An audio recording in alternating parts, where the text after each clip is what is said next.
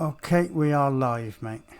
Are we? Yeah, Whoa! we're live and kicking, so everyone should be Right. able to hear us now.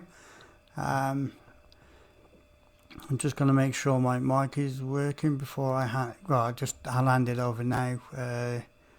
Right, you're the host, so whoever comes in and goes is all up to you, my friend. And I Right. believe,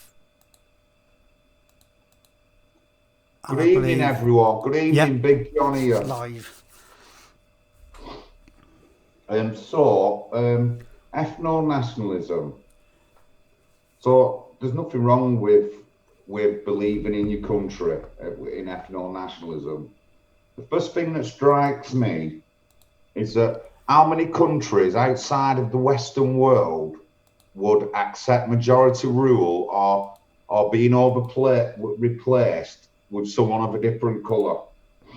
Let's say Pakistan replaced by Indians, or Ghana, Africa in Ghana replaced by Spanish, white Spanish, or whatever. They just wouldn't have it. So therefore, it should be all right for all countries to believe in what they want and believe in what they want to keep of their ethnicity. So like the journey for me has been coming up, and I think I've always been a nationalist at heart because I've always believed in like England and always supported our things, the armed forces, our traditions. Um, I saying that I come from a working class background, and my family worked right over the industrial like revolution times and all that lot, and then mills in Oldham, mill work in Oldham. Even before I left school, I was working in one of the oldest mills in the Oldham area. Um, and as I was growing up, our towns were based on the things around them, like doing so many towns. Like in mid primary school, we had our forms. The marker for the forms was a mill in the area, and that's how our primary school forms and coloured units were. You know what I mean? So I'm a product of that, which is the same Yeah, as what a lot of us are products of that. And even years ago, I used to say that I was made in England. And I was made in England myself, particularly, I was yeah. made in England. And then people go on about immigration, and I'm as immigrant as it come. I've got part Irish in me, part Jamaican, and part English. Can I just get any more like immigrant than blood in me than that? But in the end, it's where I was born, and I was born in England. I was born in Oldham, Greater Manchester, in the northwest of England, coming from a very working class background family, which also had links to being missionaries and being my great uncle was a man of the cloth until his last later years, and like Church of England like things, you know. So that's me. So it's okay to be English. It's okay if you're white to want to stay in a white majority country. Where do I fit in? Well, I've gone into that. My culture, the way I've been bred, is English. There's no other different way. You know what I mean? I went to all the same schools. I went to Boys Brigade in the Sunday school. Did all the same things as everyone else. When you show them pictures of old England, right, and there's loads of white people. It was like that for me, but just like one or two black people in there. You know what I mean? So,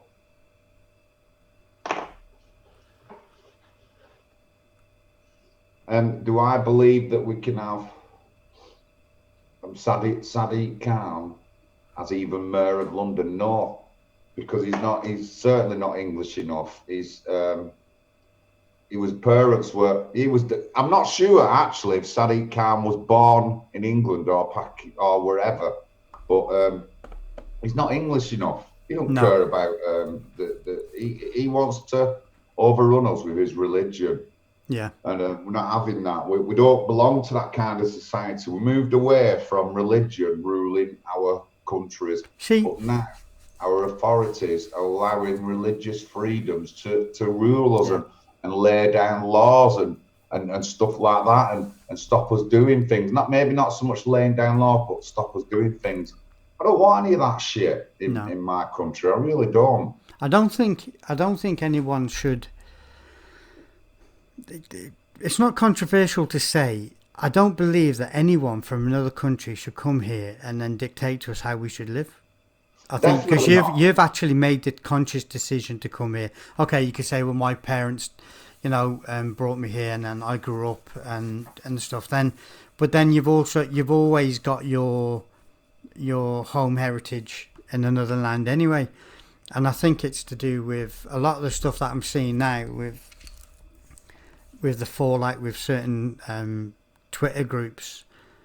And I just think, there's a female that has got this. I'm not going to go into it, but they've come into the country. They've set up a group just for them, and it's like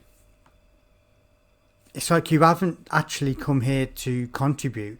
You haven't actually come here to actually do anything productive. What you've done is you've come here, you've realised there's a niche in the market to maybe look after a certain minority, and you've gone after that. And so what you're doing is instead of standing for something that's better for the country, you've done something that's better in yourself. It'd be like me setting up a group just for me. And anyone that said anything bad about me, I'll take you to court for defamation of character or anything like that. Of I'm course, not communicating anything to the bigger society. What you're doing is you've set up a little group for your own group, and the out group is the whole of the UK, but you're too fixated on this little group of yours because you feel like you need to be the beacon of these people. Well, what you're doing is you're alienating the rest of the rest of the country, and I never understood that. honestly, well, that's why I think when I do the proper repatriation show, you should be on it because we agree on certain things, like, but you've got to be English, you know what I mean? The language, the stuff we've talked about that we're not going to accept.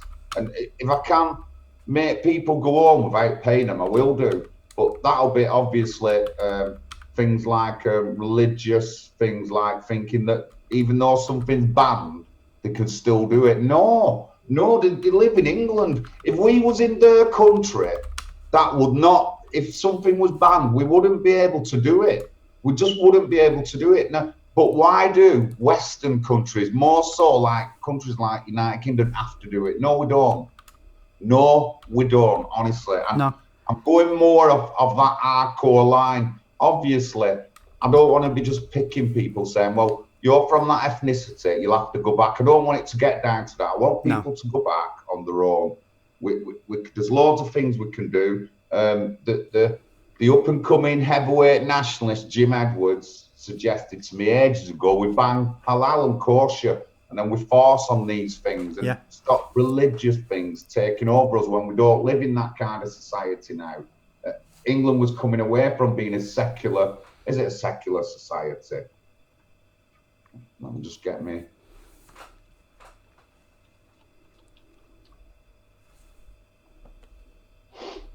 Yeah, secular society. We're coming into a secular society not connected with religious or spiritual matters that ruled us before, that made us barbaric.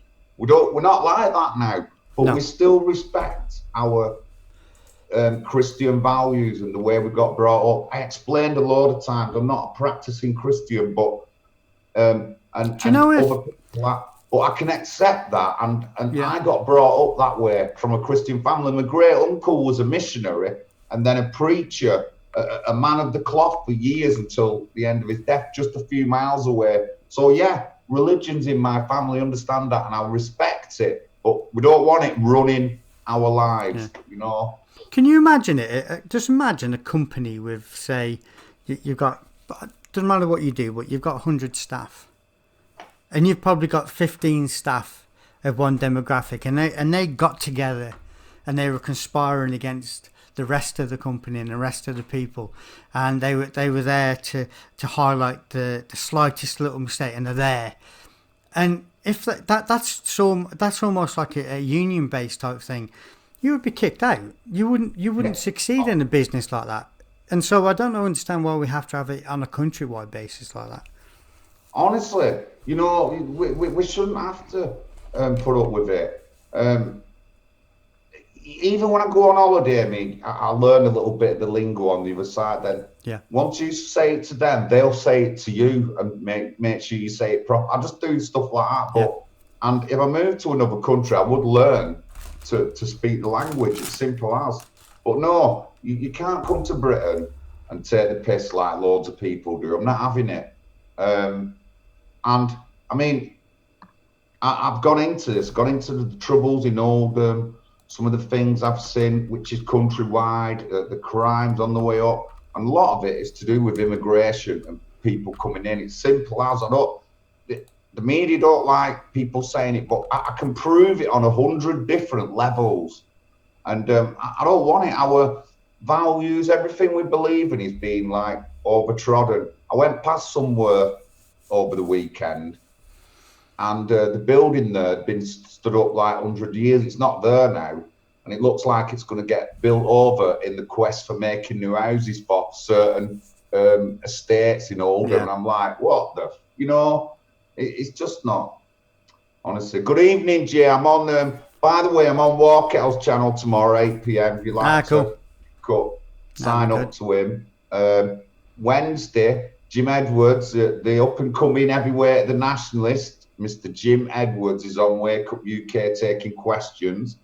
You can sign up for a free thing and have access to the chat room and that. So we're hoping we get some people, some of the Civnats asking him questions. And Thursday, I've got Tom English in the box with me. My mate, Tom English. No, that'll be a good one. And when I tell you the story, though, like a quick thing about Tom. So I met him 1 week at a demo. Then we was late on the train, but I got us tickets. He paid me back. Then I said to him, "Will you come up to Manchester on the week after? Because it's a Conservative weekend."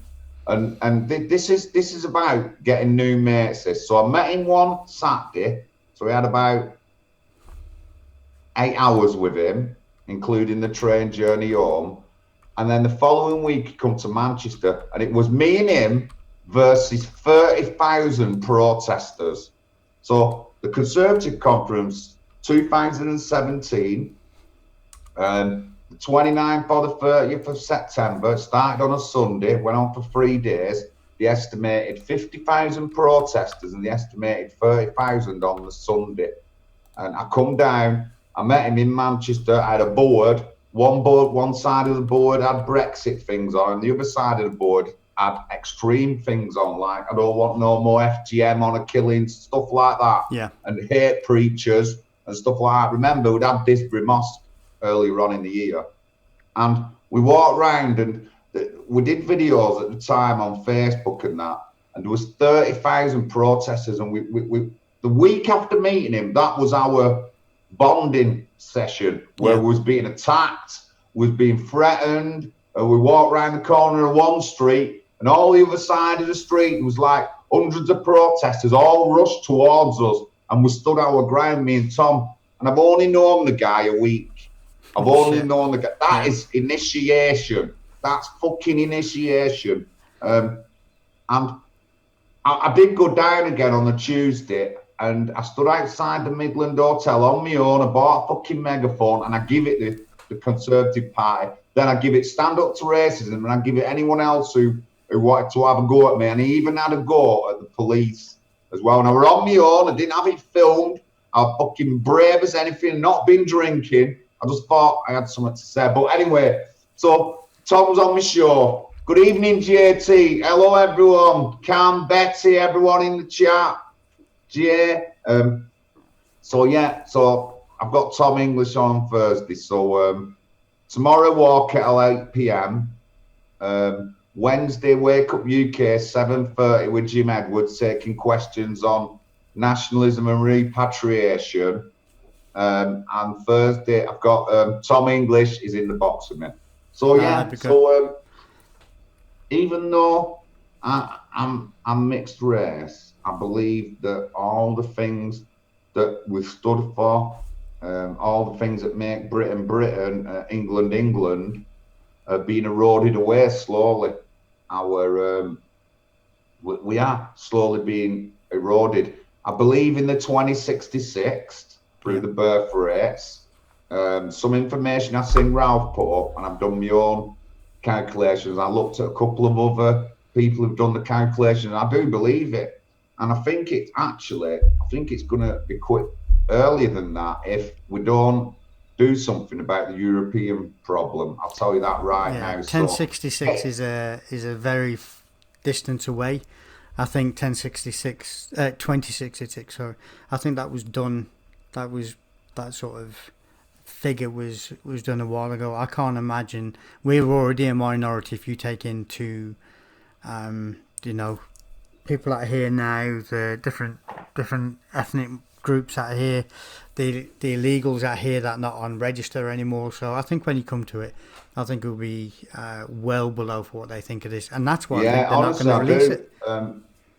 Again, the couple of things I watched about it, read about it, was before like we've had like our latest bout of Europeans coming in, and there's all them figures to take in, and it's a mess. This Europe thing. We should not have gone it. We should not have opened the last doors in the last couple of years before that referendum. It's absolutely screwed it up, but it's all going. So there's nothing wrong with being a nationalist or an ethno nationalist. Definitely not. I don't want to see any kind of person like Sadiq Khan, who's anti everything, running our country. And he is anti everything. His religious views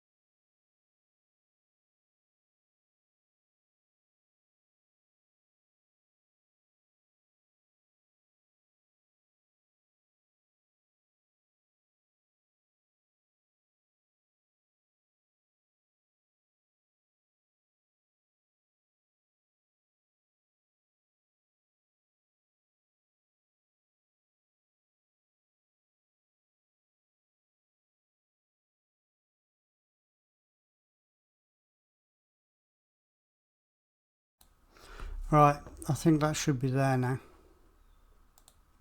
Right, I think that should be there now. Ain't got a clue what went on.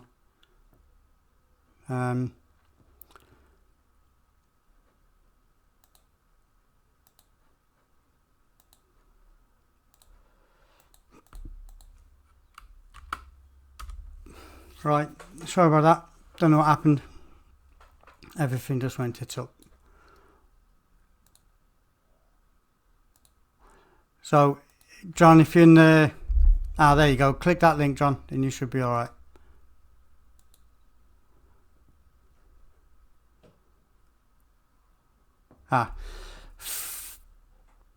Don't know what happened there, mate. Then? No idea, mate. No idea. Internet's been shit since we've been on lockdown, I have to say. Tell you, that was just really weird. But, yeah, sorry about that. No, it's alright. Frigging thing. So we're on about your mate when you met him in... What? I think you're on about when your mate you got on Thursday coming through. I think you were on about how you met him. Oh yeah. So Joe. So right. So tomorrow night I'm on Walkell, 8 p.m. Wednesday, Wake Up UK. Please go on, sign up, free membership. You have free access to the chat room and that. Jim Edwards is taking the up and coming nationalist heavyweight champion is taking questions on repatriation and ethno nationalism. I've still got to do a bit of a show on repatriation, but it's still in the lines. Thursday, I've got Tom English on. My mate Tom, been through a lot with Tom. Our initiation was 1 week. I met him on one day. The following week, we was marching against, there was 2 of us against 30,000. We was attacked, lied about to the police, hassled, threatened. We was questioned later on, and some of the questions and that got recorded. And one guy, his stuff got recorded, and I just fucking wiped him out, man, with my local issue type thing. But so yeah, I'm a big believer in whoever's ruling our country has got to be English, or as much damn English as can be possible. They've got to absolutely respect where they are, and what we should do as like nationalists and stuff like that, we should respect, or people in the right wing should respect more authority. I think Ralph will tell you this. Can tell it, yeah. Ralph and Jim Edwards can say it a lot better. Yeah. But in the right wing, we respect authority. And there's people coming over here now who do not respect our laws or anything, that they're found guilty of something and they're protesting against it. No, it just don't work like that. When do you see any white people protesting about a white guy who was in a grooming gang? If you can find one that was in a grooming gang, how many times do you see them on the steps of the courts shouting at the courts and all that lot? It happens in Yorkshire a lot, and it's happened with the grooming gang cases where the families have gone up kicking off when these guys are absolutely 100% guilty because they think they've got the right to in a different country. Well, no, you don't. Nothing goes like that over here. Certainly don't go like that in another country, and it's not going to go here. So there's loads of people who aren't living by our laws. There's people who are married to more than one wife. We know this. There's documented evidence and there's stats on stuff like this when it's illegal to have 2 wives in England, but they're still married. They've still got 2 spouses and getting benefits for 2 spouses. It was just recently that Oldham Council stopped giving out free housing benefit for up to, I think it might have been 15 weeks a year to people who are going abroad back to their own countries and having a life of Riley in the winter, then coming back over here. Honestly, things like that, no chance, man. And our system is so corrupt and misused on things like that. All them people have to go. I don't want them here. Yeah. I really don't. I don't think, I don't want them either. Can not pay me any money, I won't do. yeah. I think a lot of totally the time where a lot of the workers that send money abroad, I think there has to be a limit of, and there must be a cap of, let's say, if you're earning, I don't know, if you're earning £100 a week, that you can't send more than 10% of that abroad. It's massive. Because a lot of the people I know, they send a lot of, yeah, they honestly, send a lot, and no I matter don't what think they they should be tell you, doing it. lefties, there's loads of money going out of this country, more than they're bringing in. I went to an interview, and I think there was about 9 of us in the interview, 7 or 9, and me and the Pakistani lad were the only ones born in Oldham. And all the others during the group interview said they were sending money home. And I'm like, so that's 2 people who weren't sending money home out of 9. And this is one interview for a local place. It's full of immigrants. Yeah. So no one could tell me that that's the lower side of the calculation. You know what I mean? That's through seeing that. I remember seeing that in 2016 referendum year. When I seen it, and I went back home and I researched and looked, we was losing more money than we was gaining, and we was losing money to things like people paying for dependents who are still abroad, and then all these people who come here claiming refugee status, whatever, and then they're going back home within a year to the countries, you know what I mean, and coming back and forth. Honestly, or going on a holiday. Passport is in that category. Boom, you're out. No money. See you. I mean, you can't. You don't flee a country of oppression and then go back on there on holiday, do you? No, it'd be like going to prison. It'd be like going to prison for a holiday. You just wouldn't do it. Honestly, but all these things have been abused. I mean, when I've said this loads, me, like our immigration system and especially our benefits system. The benefits system is the most attractive benefits system in Europe. One of the most, certainly in Europe, because they know they can get away with loads of things. When women come here and they have kids and they know they're pregnant, they come here. When they have them kids, it's a tie for them into the country. Because our liberal country, we can't send them children back. They've been born here. Fuck off. Send them back if the mum come over in the first place to try and have them. And so all our immigration systems messed up. All our benefit systems all wrong. The people benefiting aren't the ones who should benefit. And then who makes up for it all is us working classes. When your council tax is the 3rd highest in the country, that's Oldham, by the way. You know what I mean? And there's no. Oldham's high in poverty, not because of the English working class who were there, because of all the immigrants. It's high in poverty. And I've proved it loads of times with stats and figures, ONS figures from Freedom of Information. If you want me to get them back up again, I will do, but I have put them in this chat loads of times, so I know what I'm talking about. So,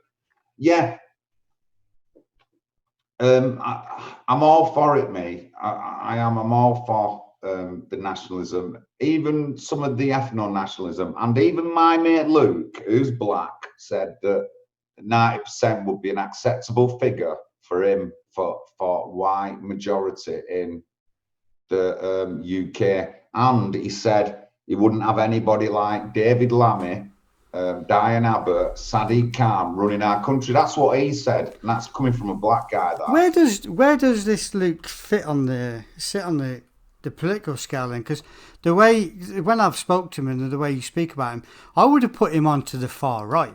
So, but he's more of a lefty. But how can he have them views but still be liberal? Well, his lefty things is to do with Nazism and the Jewish question.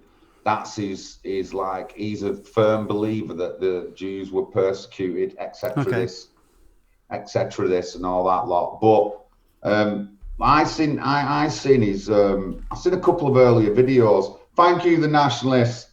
God bless you too, and everyone in the chat. I've seen a couple of his videos, and I've seen how he pointed out the hypocrisy of stand up to racism and hope not hate.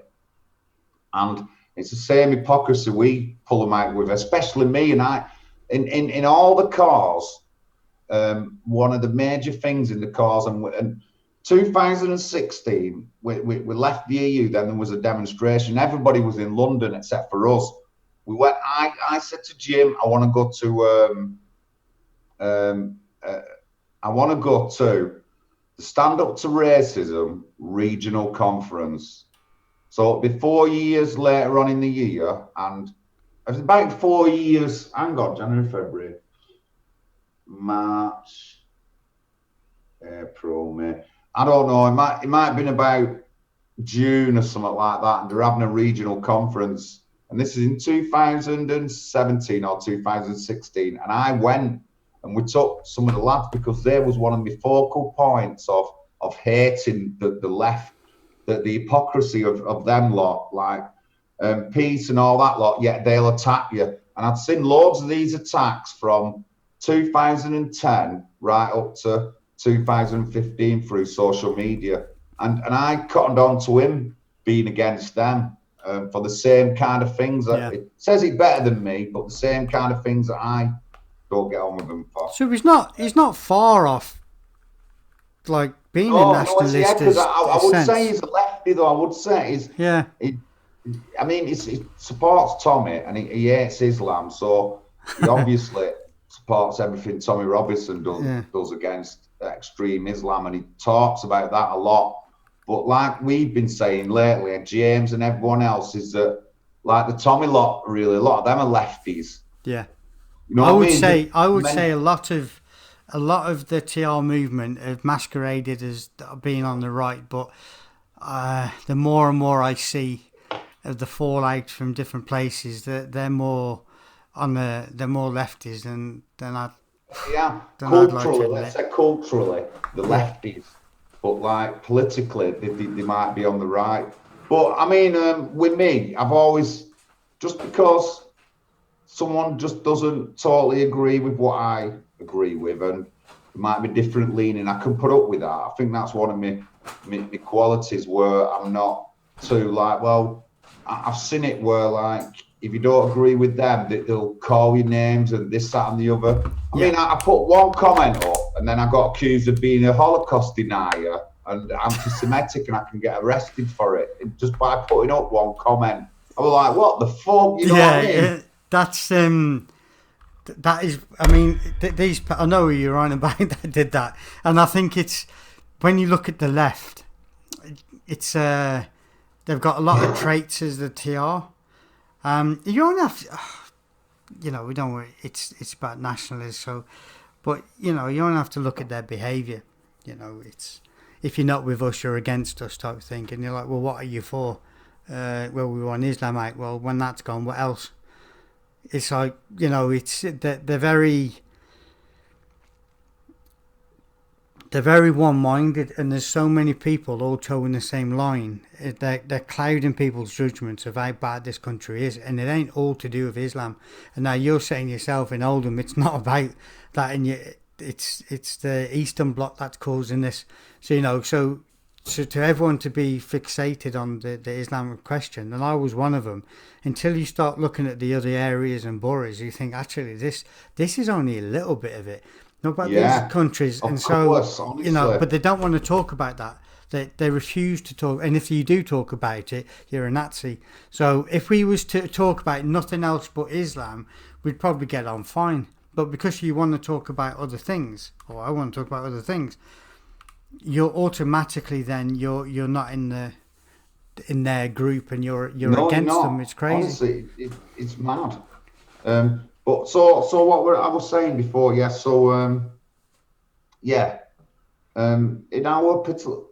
our current political climate, I don't think we'll have a nationalist government or even an ethno nationalist government. Definitely not, because our fucking government's too gay and liberal, and they're full of shit. You know what I mean?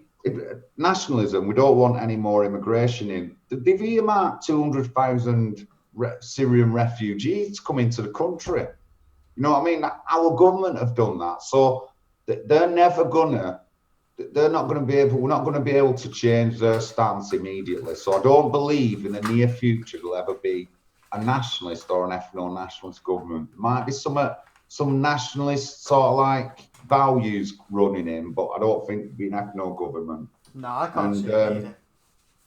but that's just my own opinion. There might be in 5 years, it might be wrong. I might be wrong, and it might end up being an ethno-nationalist government. But I doubt it in the current climate. 50 years ago, when I put up that speech, 1976, we might have had a chance. But even then, the media were on to. I'll just get it up now. I watched it earlier on, Iconoclast. It's going to take drastic changes. It's going to take a massive amount of opinions to be changed. You know, and it's also going to take a lot of people that just because you don't agree with their full-on 100% hatred of Islam, that you're automatically a Nazi. So I think that in itself, we've not only got to convince the left and the politicians of which direction we're going. We've got to convince. Well, I wouldn't say convince. We've got to. Well, yeah, you probably got to convince the so-called right that we were supportive for so many years.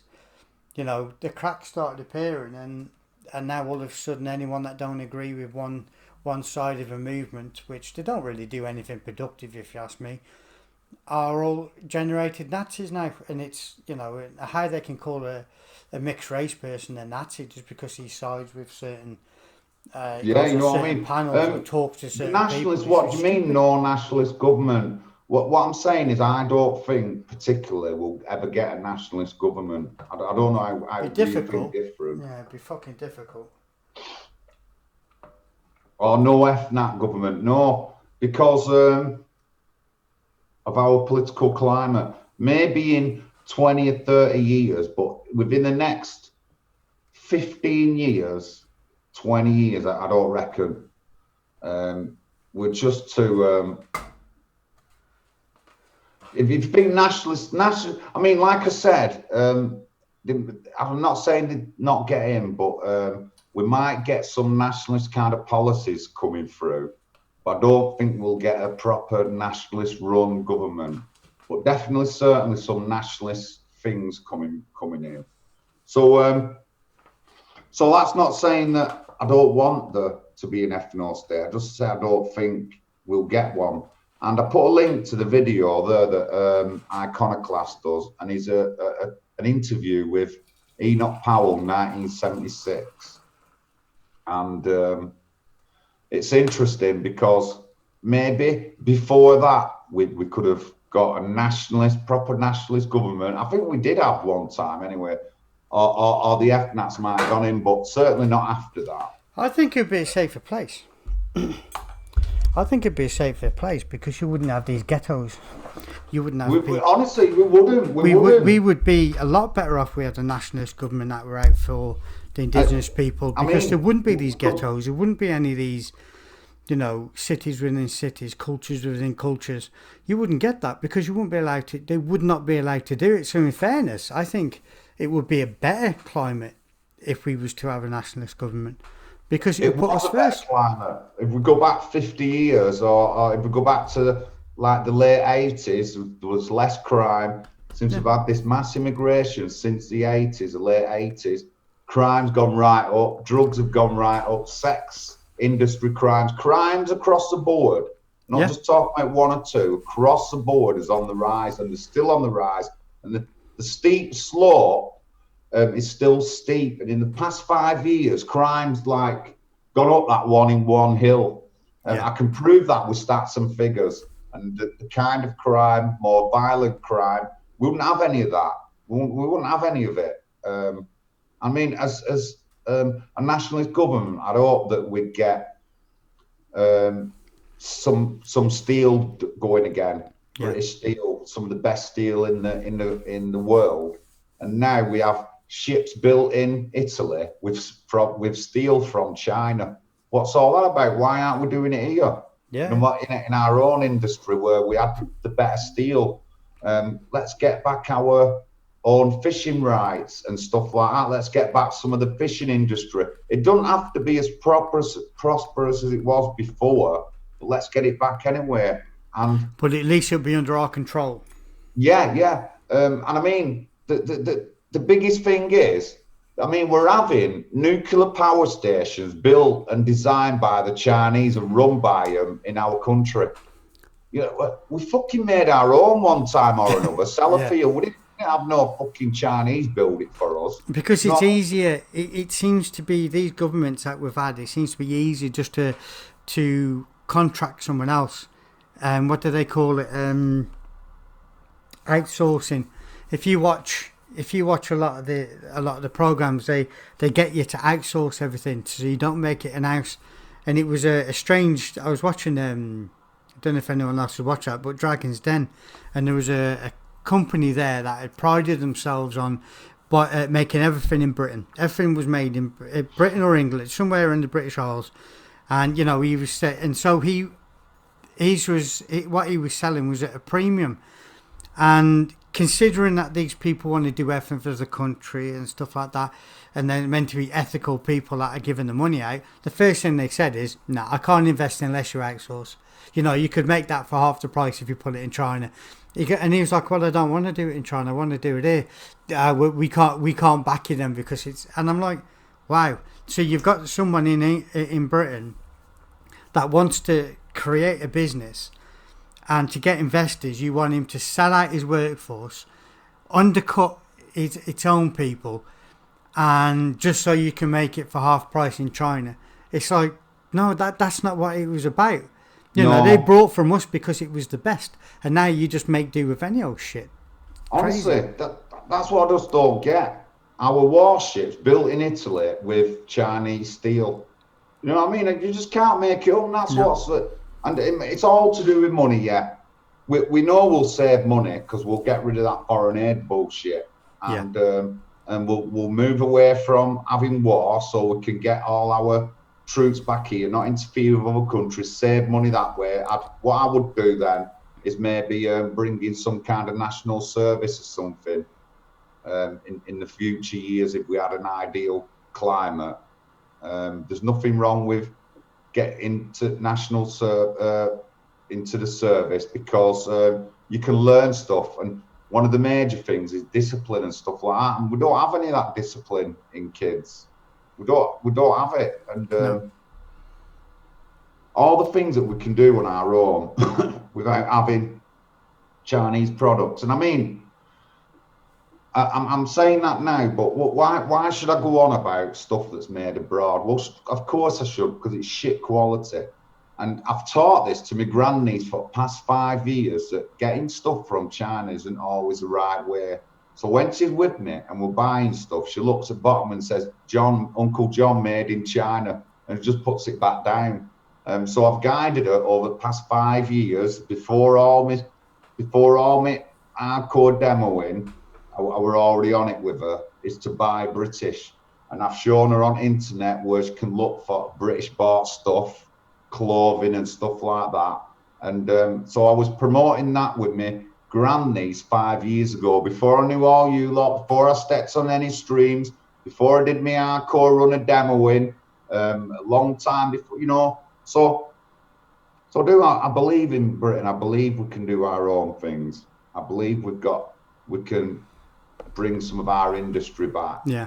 And there still is places where we can mine coal. Yeah. They wasn't empty. They were still fully functional when they closed them. So there's no reason why we couldn't do that. China's still mining coal. Other countries still mining coal. China will mine away the biggest economy in the world. If we all went green tomorrow, England went totally green, everything renewable and everything, the following week, China would have pumped out as much as England didn't pump out in their extension run, if you know what I mean. So no matter what we do, it's not going to affect the world climate or anything unless China slows down. They'll make up for us, even though I don't believe in the climate change anyway. But so there's loads of things we can do. But so I agree with being in a majority run country. What majority that's going to be, I don't know. Yeah. But Luke's given me a good reference as 90%. Now, I know people want more. I'll accept that. That's fine, right? But he's given me a good reference to what I might think Yeah. in the same situation. So I'll take it on. My reference point is 90%. As we already explained, Streets has explained before, in the very early 90s, we was well up 95, if not more, Yeah. percent. It And I was was. alive then. We had we had a good community then. Then were the times of the good community, travelling all over the country to Domino's matches and all that lot, and getting involved in all sorts of stuff. Yeah. Then obviously since then it's declined. So yeah, I think 95 is an achievable target. But for now, I'll just take that 90%. Yeah. I agree with all that. That's fine. I agree with that. Now, the 14 words, right? So, even though the 14 words was made by some whatever murderer, right? I mean, and there's plenty of other sayings that people say these days that are related to like communism that's killed 100 million people and stuff like that. The lefties say these communist words Yeah. and phrases. And but to everyone else who's white, fair enough, it represents you, but it doesn't represent me. Now, so I don't want to say something that don't really represent me. So that's why I changed the white to our, which more represents me as a person than anything. And I'm fine with that, me. Would you not say mixed race What? children then? Would you not? Would you, instead of saying our children, would you change that to mixed race children? Well, I wouldn't so much say mixed race children. Why I like our children is the fact that it encompasses what I believe Britain is. The values I got brought up with, the working class communities that we all come from. Our represents all that. You know But what I mean? our children would mean the people with 7 kids in their families. It would mean protection for their family. They don't need protecting because they've got a home. They've already got a homeland. So if need be, they could go back to India, and you could live with Indian heritage children. Whereas if you say, let's say it got difficult for the Somalians to live here, for whatever reason, they could quite easily go back and live in Somalia where their own people came from. The reason why we say white children, as in the sense of English white children, is the Well, fact yeah, that yeah, there isn't yeah. anywhere else. Yeah, I understand that totally. That's fine. But I'm just thinking of me. Yeah, And like I said, if I ran the nationalist government, the when it comes if it comes to that saying, it says our people, right? Our people to me is the working class people of England that I remember from the 70s, and the mills and the industry we had. And yes, it was predominantly white, but that's what I see as our and our English land and the Yorkshire Dales and all that lot. That's our. And then and our children would be like, it's just like the second part of it's our country, our children. And I'm fine with that, me. I'm with for me. But I mean, no, I'm not going to make an issue. The thing is, I'm not going to make an issue if someone else says it, because like I said, there's loads of other phrases and that have been said in the world before. No one says anything, and they're linked to horrible stuff. And it's not just the 14 words. It's just so the guy who said it was a murdering white KKK type yeah. guy. So what? You know what I mean? He said it, but doesn't mean it. Don't mean it can't be used again or something like that. So I just say our for me. Yeah. For me, would be our. Well, that would mean if you can't say the 14 words because a criminal said it, that would mean that you can't say anything that's quoted by anyone that did any convictions. So Yeah. you can't. It's just a ridiculous statement to say, oh, because it was, you know, a far right racist person that killed a Jew, that you can never quote his language again. Well, that would mean I can't say the, because I'm sure in somewhere some murderous, heinous person said the. They must have read a book. Does that mean if a murderer has got a book which he holds dear to him, does that mean that we can't then read that book because it was a favourite of somebody else? It's like, come on, it's a bit pathetic when they say that. But the thing is, the future of the thing is, though, for me, I can understand why people go against the words white children, because that doesn't encompass the black people, it doesn't encompass Chinese people, but then I'm not expected to worry about them. I'm worried about I would have, but then the thing is, they're in no danger of becoming extinct. Whether people agree with it or not, and then we are becoming an extinct race. The reason why I say about the plants and the trees and Vinny brought in with the elephant is the reason why we bring that in is because we are going to be outbred or wiped off the face of this earth. The white English man is going to be, or white English people are going to be, wiped off the face of this earth in our land. So it's not like we can just up and leave into another land, because that's not ours. So the reason why we have to say white children is because no other nationality or no other ethnic group is at risk of being wiped out off the face of the earth where we are.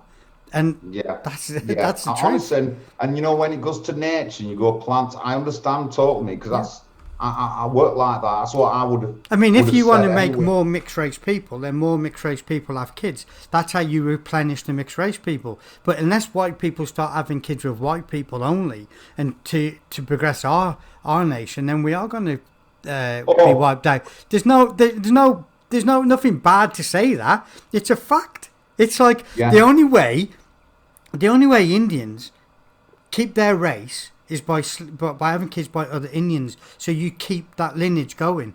If white people don't start having kids with white people and stop the mixed racing part of it, the white English people on these shores will be extinct. Yeah, we have to stop that. We have to stop that. By mixed race people, they'd be extinct by like Pakistanis or Africans. Well, any dilution is dilution.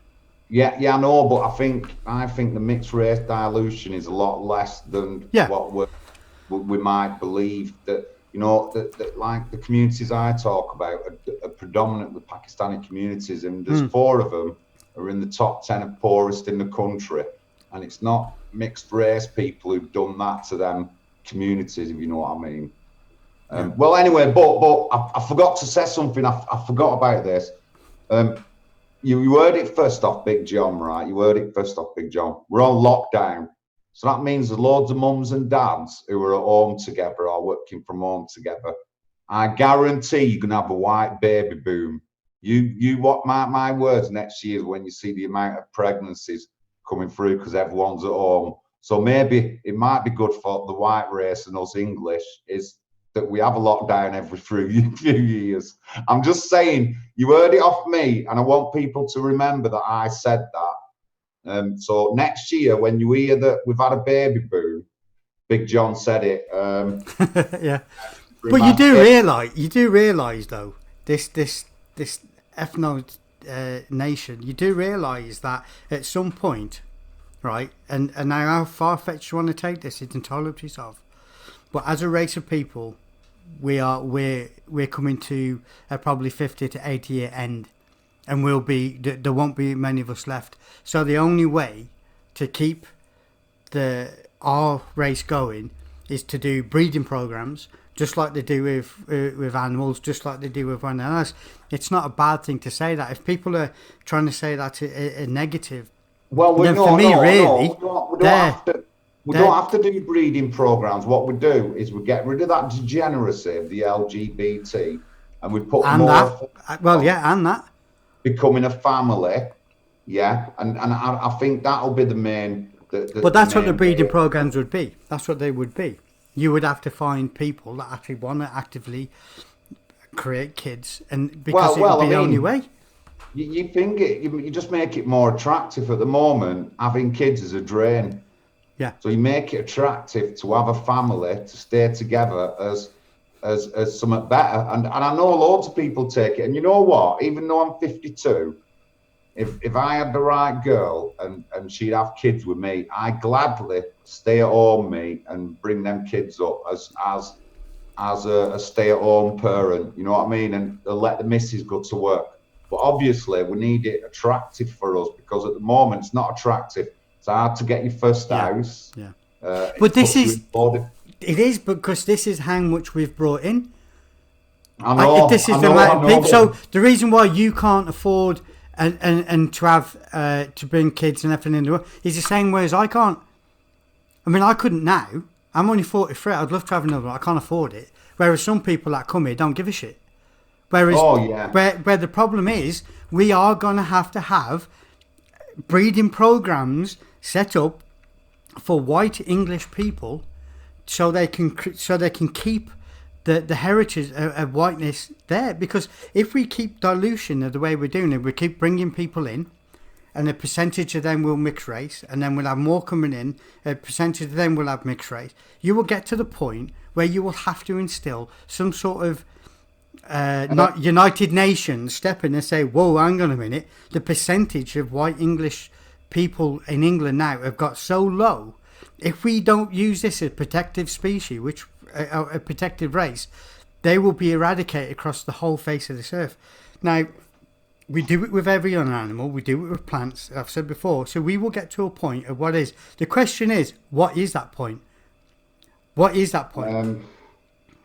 At what figure do we say, right, we're a protected species? I don't know if we'd have to go down that route myself. I don't know. I do. Personally, I haven't thought that quite far ahead. I would hoping we wouldn't do. We wouldn't have to. Well, think of this. I'm hoping within one generation that, like, all right, okay, new families are coming together. Imagine this. Imagine this then, yeah. So our census say we're 70%. All right. Okay, let's say that's what it says here now. This is where we're heading for, around 70%. I reckon it would be more around the 55. Let's say it's 70%. Okay. So out of that 70%, how much are breeding age? Out of that 70%, how many are women? Out of that 70%, how many are female? And then you will get your figures of what they are. There's probably not that many men to actually have kids with all these women. So then obviously they're grown up, they want partners, they get partners. So if they're a 50-50 shot between one race and another race, of course they're going to mix. And so then this is how the constant dilution works. But you have to get to the point of at what figure do we say we're a protected species, a protected race? Because put it this way, if there was a tribe, there's certain tribes in Africa where we're not allowed to go there. No medicine and nothing can go there. Do you know why? Because they want to preserve that race of people. They want to preserve that culture. So in these rainforests where you've got not a very big people at all, probably a couple of thousand, they're actually now, Western people can't even go there. And if you remember that guy that got shot with a bow and arrow because he tried to send them Jesus there and he went to preach to them and they shot him. That island is protected because they don't want to lose that culture. They don't want to lose that people. They want to keep it there so no one's allowed to go there. No one's allowed to cross mix. We will get to the point where we are going to be wiped out. So we have to do this. We've got no choice to do it. And it's not Nazi to say. I don't know if we have to have breeding programs, but no. But we can change the attitudes. We know we can do things, like I said. We can do things to change the way we live and our attitudes towards living. And I know that would, I think that, like I said, you watch my words next year, there'll be statistics out saying there's been a baby boom because we're all at home. The mum isn't out working on a different shift than the husband, and they only get to see each other twice a week, where they can get all night together, whatever. The husband's not on nights, he's at home. And I know loads of people in this situation. So you mark my words, will be a baby boom next year. Yeah, but So that's, there's you heard also it here off Big John first, and there's I've said also a baby boom with all the what? other. There's also a And he's baby been boom with all right. the So other ethnic what? minorities. There's also the baby boom will also come from another demographic that outbreeds us nearly 5-1 as it is. So if anything, it could be worse for us.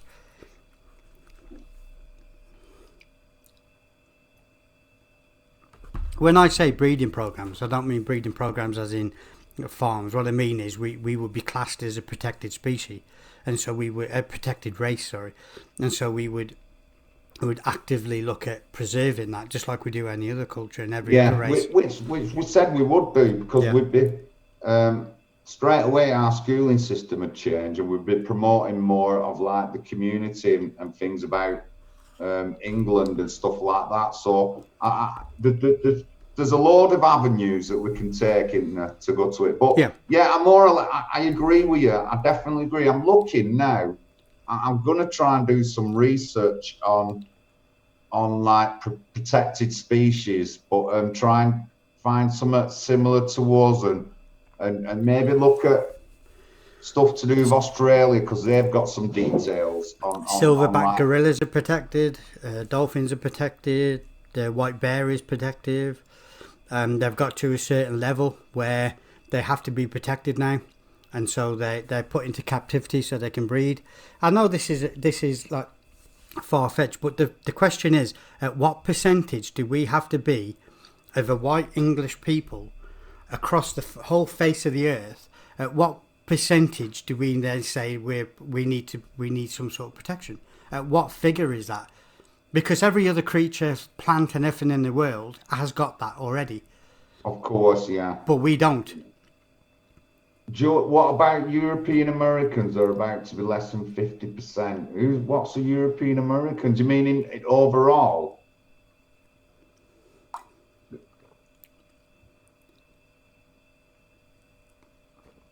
No, yeah, definitely. The measures will have to be taken. Yeah. Whether we have a breeding program or not, I don't know. But like I said, there's a few avenues No, that I we go use down, breeding because as a they're bit all of a... eroded. They're all eroded. We've got religious shit overruling us, and then our benefit system, our immigration system's all shit. No, what I And mean by obviously, breeding, I don't mean us breeding. What I mean is, in captivity, when a species gets to the point of extinction, they do breeding programs. So I used it as yeah, I flipping. know what you mean. Yeah, Yeah, but like I I didn't said, mean as we were going to have all women breeding lined up and we are going to program breed. could be Yeah, part of encouraging and making it yeah, easier. So not as many downsides like there is now. That's part of all the program, innit? Honestly, and we can we can help with certain things. Like I said, when you're a first time buyer getting in a house, it puts you in debt. There used to be a lot of help for first time buyers, but there isn't now. And that's one of the major things of stopping somebody having a family is getting that first home and stuff yeah, like it's that. true. So Yeah, make that attractive, boom. You know what I mean? yeah. But Immigration is the first thing, because all yeah, the houses, definitely. all the new houses we're building is just for the new arrivals more than actually creating homes for the people that were already here. Because if they were only building homes for the people that were already here, there wouldn't be any homeless people. There wouldn't be people waiting on 10 years on a council registered just for a house. You wouldn't get that if the houses were being built for the people that were already here. You can't have like a 50,000 home decifit. Fucking, I can't even say the word. Decifit. No, it isn't. I can't say the word. And so if you've got 50,000 homes that people are waiting for, and you create 50,000 homes, but you import 100,000 people, well, then you're still going to need their homes. So the only way to really combat that is by stopping the mass immigration as it is. The housing that are given would have to go to the indigenous people first, and then you would see where you went. But then we would be seen as probably racist or something for not giving it the person that's just come into the country because they need it more. So Yeah. the problem is there's no point in the councils going, yeah, we're going to build another 1,000,000 homes. Yeah, but that 1,000,000 homes is only to house the people that you're bringing in constantly. So it's not because it's not because you're trying to help the people that are in overcrowded homes already. It's not to help them. What it is to help the new people coming in. Because you're never going to build enough houses. If you're going to keep putting 100,000, 100,000, 100,000, you've already got a mass Honestly, unemployment. tell You've me already about got a it. mass homeless already. Every county in England is under orders to build houses everywhere in Yeah. the country. I've seen the list of all Manchester's on something like 8 to 10,000 houses over the next 5 years, and it's like that all over the Yeah. country. Going into has anybody done what I asked earlier on? I put this in the chat.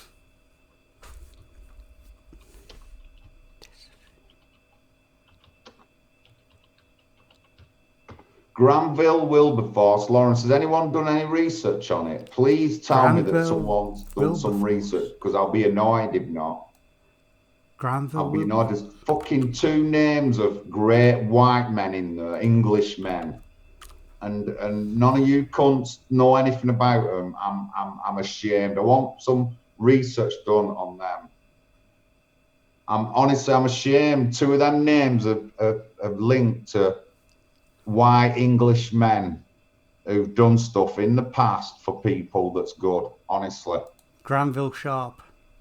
And they're well documented. Right, well, I'll tell you anyway, because it looks like you weren't there. So, Granville,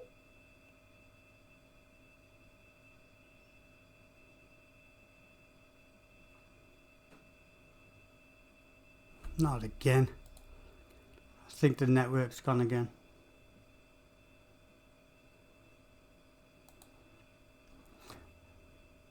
So is that me or is it everybody else?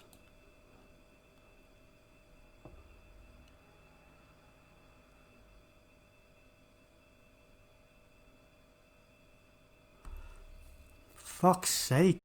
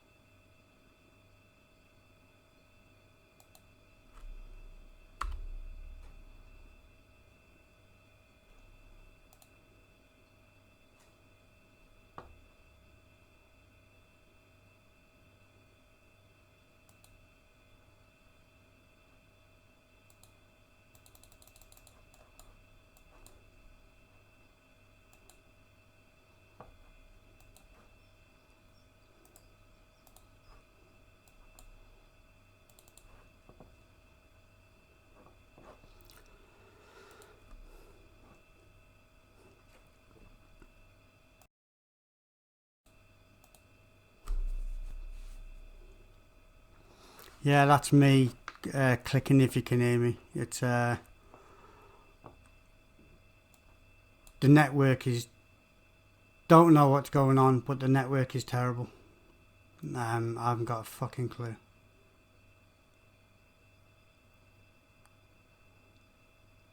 Everything is just network is just shit. If you can hear me, don't know if you can.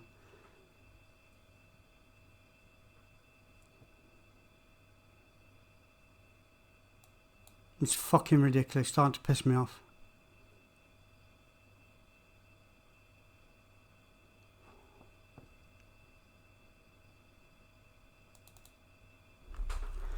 Ah, you can hear me. Cool. This is just.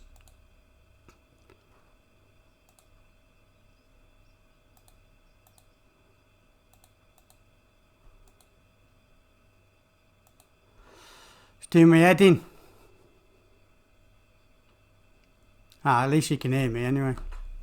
Yeah, I'm not sure what the fuck's going on with this network. I'm just trying to get the call working so I can get John back in. Fucking bastard.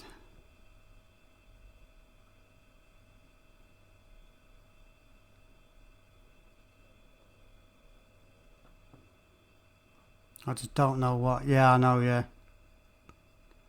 Wheel of Death.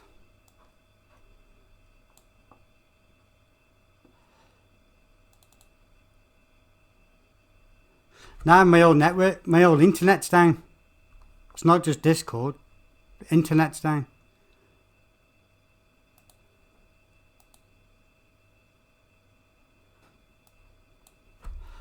Sean.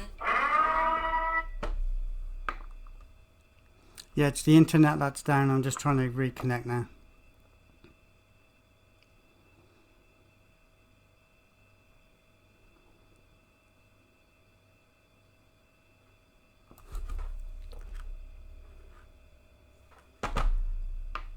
Come on, motherfucker. Come on.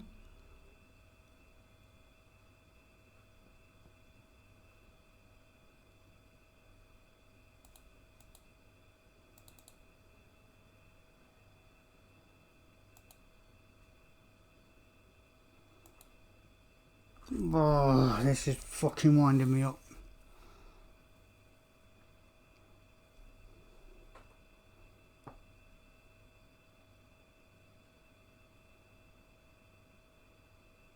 What, Fraz, your network's cutting out as well?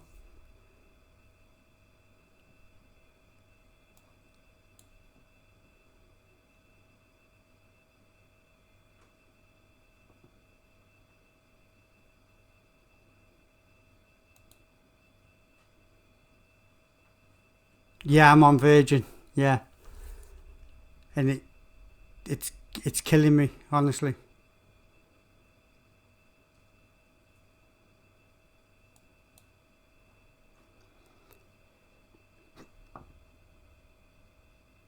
Yeah, so it's not just me, it's all Virgin then.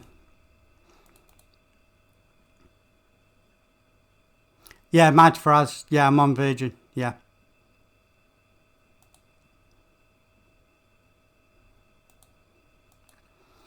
And I'm trying to connect on my phone. Hotspot on my phone, but I can't. Well, let me do it.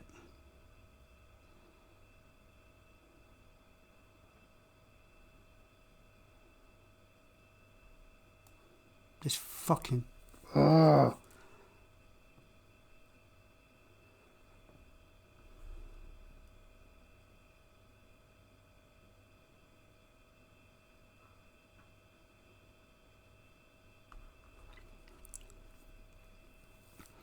Yeah, this is just getting fucking painful, man.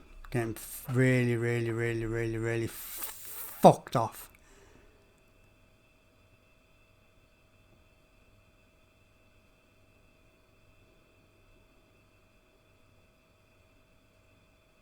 And this is the problem. This is how much we rely on the internet for our daily lives. Without it, we're fucked. Right.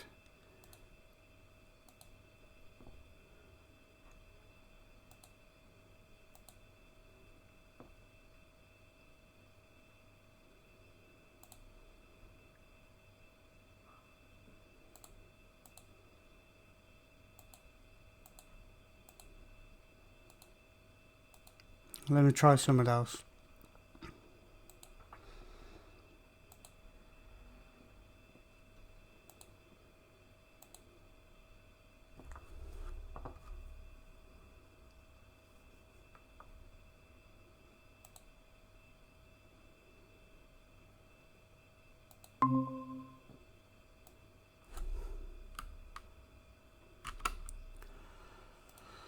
Right then.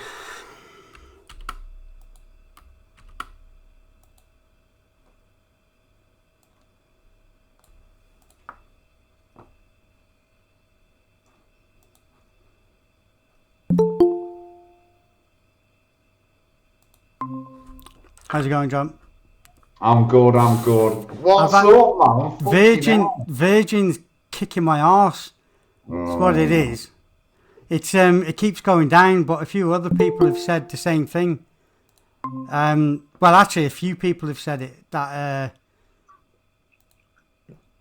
Yes, Timmy. Good evening, everyone. Mad Fries. Yes, Porky. God bless, sir. God bless. God bless, brother. Oh, right, our kids. right, we're back. Fucking bastard. Right, we're back. It'll be shown on YouTube in a second, but we are back.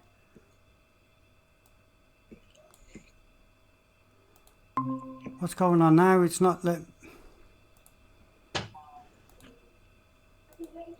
Right. Right. Done. Right, we're back now. We're all showing. Freaking hell. Virgin's mugging me off.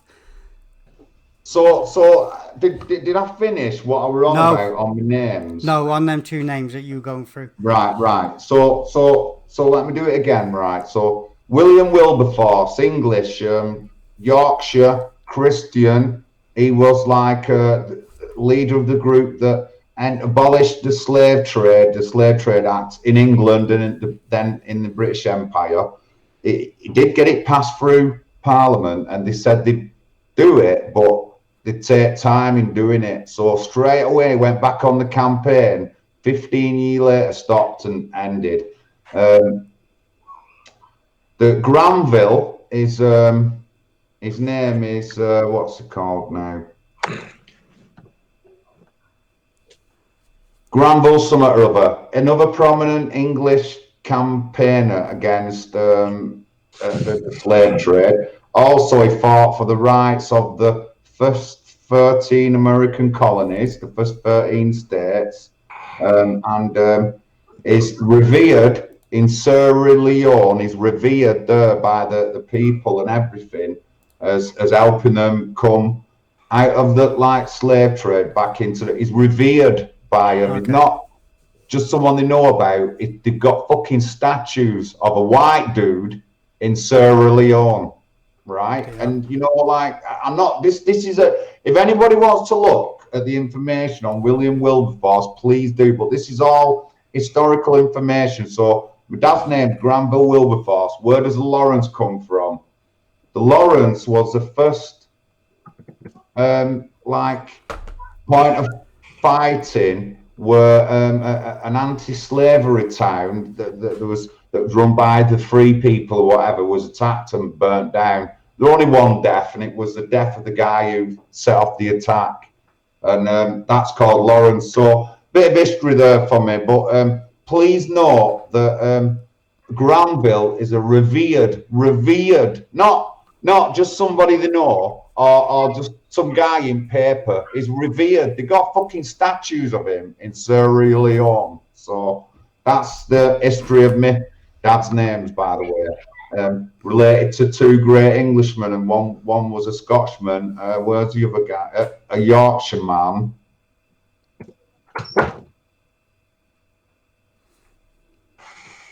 I don't know, but two English things. So I just thought I'd get that in because nobody did their homework when I asked at the beginning, and that's like, really, if you know, like white dudes, you should fucking know that off by heart. You should know about them two guys. I'm truly disgusted.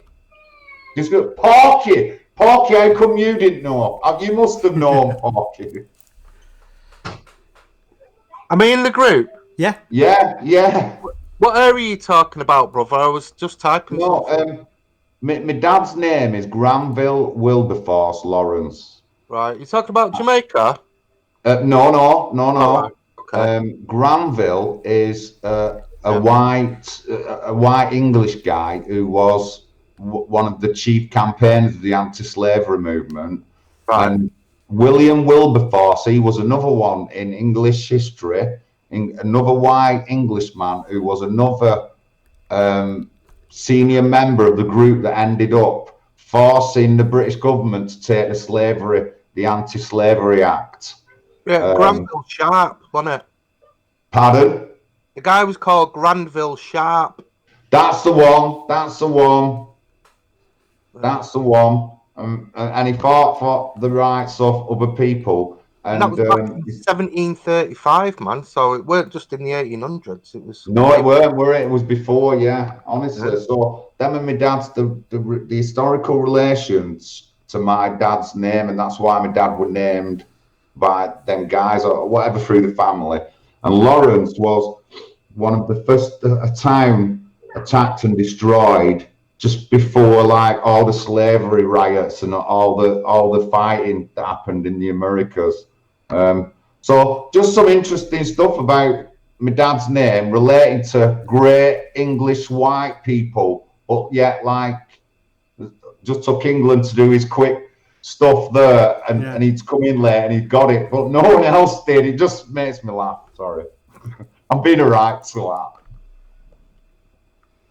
I've heard of the name. I didn't see the reference. I never understood the reference. But honestly, William Wilberforce and the Granville Sharp, and there's a Thomas. There was about half a dozen of them. All very revered, and finding out that like Granville is a revered character in Sierra Leone, and he was. Yeah, I'm just reading it now. It says Granville Sharp was one of the first British campaigners for the abolition of slavery.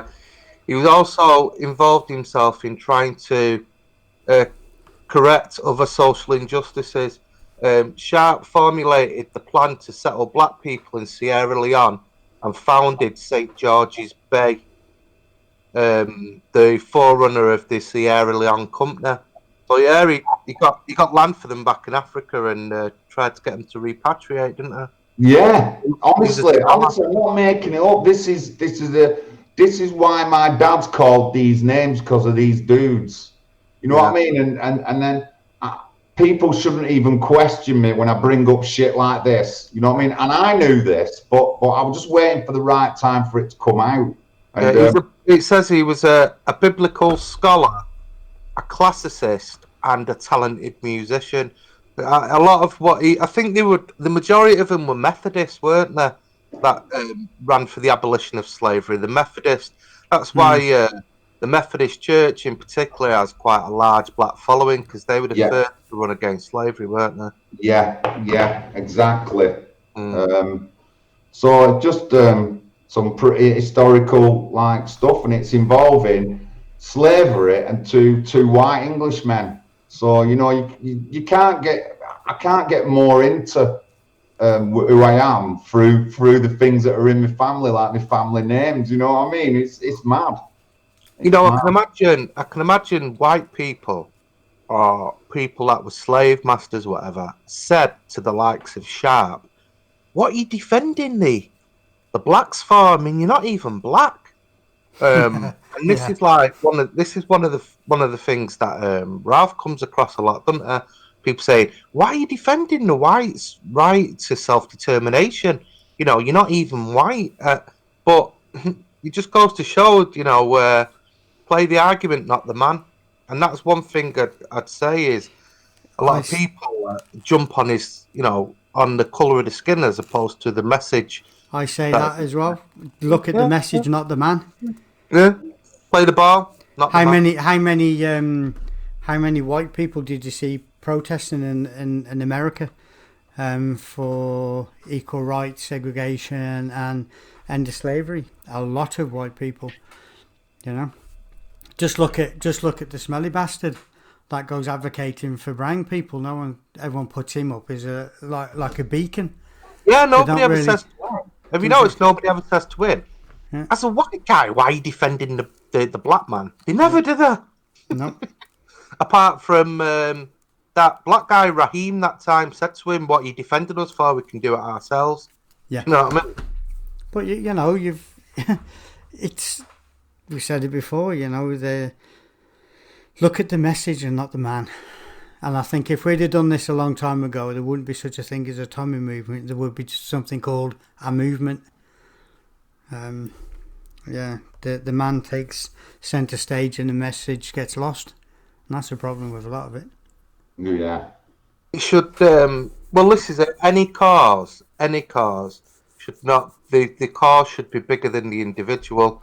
Yeah. I mean, it's like even when it come down to Manchester United, you know, they used to say there's nobody bigger than Manchester United, not even Alex Ferguson nor the players, because the club, the message, the ethos is supposed to be the main message, not individuals. Do you know what I mean? Yeah. And it should be like that. It should be like that because you get distracted. And then what you do is you defend the man more than you defend the message. You defend the man and online trolling and the fights and all this. You defend. You're not defending. Yeah, you're not defending the message that they're trying to do for rape victims. That's the problem now in streets. It's become more of the man. I mean, I can't remember the last time it was the actual message. A long time, mate. Since he got banned off Twitter, it's all been about the man, hasn't it? Yeah. And this is the thing. You've got good people that are going on these demos that are doing it for what they feel is righteous. But then when you look beyond that, you've literally, you just have to listen to the abuse that a lot of people have had. They're getting this purely because of they're defending the man and not the message. Now, me personally, these people that are going out there for these charity matches and all this other stuff, you're a bunch of pricks because what you're doing is you've lost the message that you're trying to portray. What happens a lot in that particular movement is it was quite good in that he always gave you something that they were campaigning for and striving for and reaching for, right? But when there's nothing to campaign, strive and reach for, that's when a lot of, and I'm not talking infighting when I say ethno nationalists and civic nats, you get a lot of infighting between the civic nationalists as well, because people haven't got any direction and are bored. And then, you know, that's when that's when all the troubles start. But like, you know, if I was still in that movement now, I wouldn't be interested. And I wouldn't be bothered about anybody leaving the civic nationalist movement to becoming a nationalist or associating with groups like PA or whoever, right? My main focus would be let's get rid of Omar out of the country. I mean, that's lost its legs instantly overnight.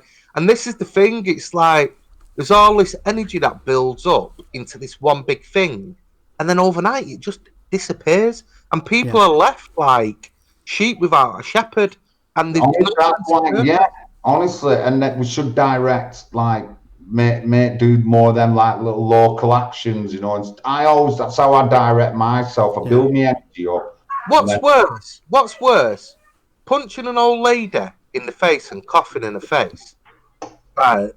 And then attacking the guy who's trying to defend him, or people deciding that they want to speak to the PA movement. I mean, which is like the most. I mean, your priorities are, and this isn't me having a dig at them. This is saying, look, if you're in that movement, the best thing to do is concentrate on what you guys want to do. Yeah. And what you guys instead of having charity boxing matches and wanting to meet people outside court and and stuff with James. How about they go and fucking go to a court case and where these rape gangs are? Why don't you go knocking on their doors? Why don't you say, right, we found out your name, I will knock on your fucking door because you raped someone, but why haven't these convicted guys been scarlet lettered? Right, because one thing we know about that particular culture is it's a very strong honour culture, and it's about the repercussions on the family. Now, if you sent a scar and shame and honour's a big thing. Now, if these guys have been convicted, then these, you know, the questions should be, 1 second, keep it quiet, guys. What they should be doing now is looking at the families, scarlet lettering them and saying, why did you allow this to go on? What are you going to do to stop this in your community? Do you know why? Because they're too busy making things about James, about everyone else. If they'd put so much effort into doxing him and wanting to fight him and then wanting to get all the groups together to do 5-6 hour shows on this and that, don't you think their time would be a lot suited actually for the cause they're advocating instead of this shit? Because obviously they could do that. They've got names of people. I don't see them going to the chip shops like fucking Britain First are. I I don't see them remember doing I any. remember Tommy Robinson saying at the Manchester bombing, and you'll probably remember the speech, John, right? When the Manchester bombing happened and 10,000 of us marched in Manchester in Piccadilly Gardens, he said what he was going to do was target people that word was about that they was part of grooming gangs, and he was also going to target people that were jihadists and extremists and doorstep challenge them. And he said that that was his next thing that he was going to do. And could people please provide names? And nothing's come of it. No, I mean, nothing's come of it. Well, actually, no. Actually, just to go on that point before we go back on the thing, but no, we did, because when he had that little altercation with that old lady, he soon found 200 men to turn up at his doorstep, didn't he? Yeah, that's it. But like, it's just like the legs have gone. I mean, Yeah. This is what I'm saying. People get into this like big emotional investment, right? And then it just like quietly goes away. It's like that should be like, what's happened to deport Omar? Because I signed that petition. I mean, do you know what I mean? I'm not saying I'm not signing it because it's Tommy Robinson. It's all for effect, isn't it? Do you know what I mean? Yeah, it's all but for effect. What's happened? What's the follow up? Fuck all. because while you're looking at this, and they'll give you something to think about for the next month, and then the man's got too big for the message, and and the problem is all these people that are doing the stuff are that the inner circles where they're taking up the time to do this online bullshit. They could probably use their time a lot more useful of actually attacking the proper enemy, and these are the ones that they can't stop talking about Islam, so why don't they hit that direct? Why don't they go to the houses and shit? Mate, I remember when they first got locked up, and I was away in Benidorm, but I was checking the internet at night, and people did not know what to do. People were talking about, let's like the Yellow Vest movement, let's block traffic, let's do this, let's do that. It was like there should be somebody there to take the reins. Do you know what I mean? Yeah. But anyway, that's enough I've got to say. Yeah, that's enough. If I was in that movement, I'd be focusing on the messages. Yeah. Like people moving over to nationalist or ethno nationalist or however you want to label it. I mean, it's not really a concern. It's like let's focus on what's actually going on. Do you know what I mean? That would be me personally. Of course, you know what I mean. Like take for instance, there's 2 preachers who come to Oldham. We should be fucking confronting them outside the mosque that they're going to speak in. Honestly, that's Yeah, that'd be more productive than arguing with James and everyone else online. I think that'd be a lot more productive, wouldn't it? Honestly, if you look at my background, the small actions, I have been on big demos, but like the little actions is definitely the better thing and the way to go for me, especially if I want to be a local councillor. So doing the actions in Oldham, talking about the difficult things to councillors and everyone seeing me, you know what I mean? So that's the way to go for me. But we always did that, even when they had the first Brexit demo after they left. 2016, about 3 months later, there was a demo in London, and everyone was there except for us, and we were up here going against Stand Up to Racism. Honestly, fuck them out. Oh, just so the ethno nationalist. So there's nothing wrong with being an ethno nationalist. I agree with a lot that's in the way of thinking, the way they want to change something. Repatriation probably has to happen, but I begrudge giving them any money. But if the majority voted, I think ethno nationalism is being used as the English equivalent of the alt-right. That's what I think. I think it's quite a clicky term, and quite a sort of clicky-ish group, like an exclusive group. I'm just a nationalist, man. I'm no ethno-nationalist. Now, if a lot of what I believe aligns with what the ethno-nationalists believe, then fair enough, but I'm not going to start. Of course, honestly, of course. So I just want the best for Britain, mate. I just want the best for our country. I'm just biased. I'm not interested. You can't be an ethno-nationalist and then start talking about how great Germany were in my book. That's true. So you know, so I'm not against anything. Where do we stand? Like you said, Porky, there's loads of stuff on like the PA talk about that really relates to me, especially like the demographics and the difference in people and the amount of them coming over and all this lot. And like I said, in Oldham, the biggest threat at the moment, I'm not saying the biggest threat, but the biggest problem we've got is Eastern European immigration, and them people are English, and unfortunately their blood is overpowering our junior schools and secondary schools to like the 50%.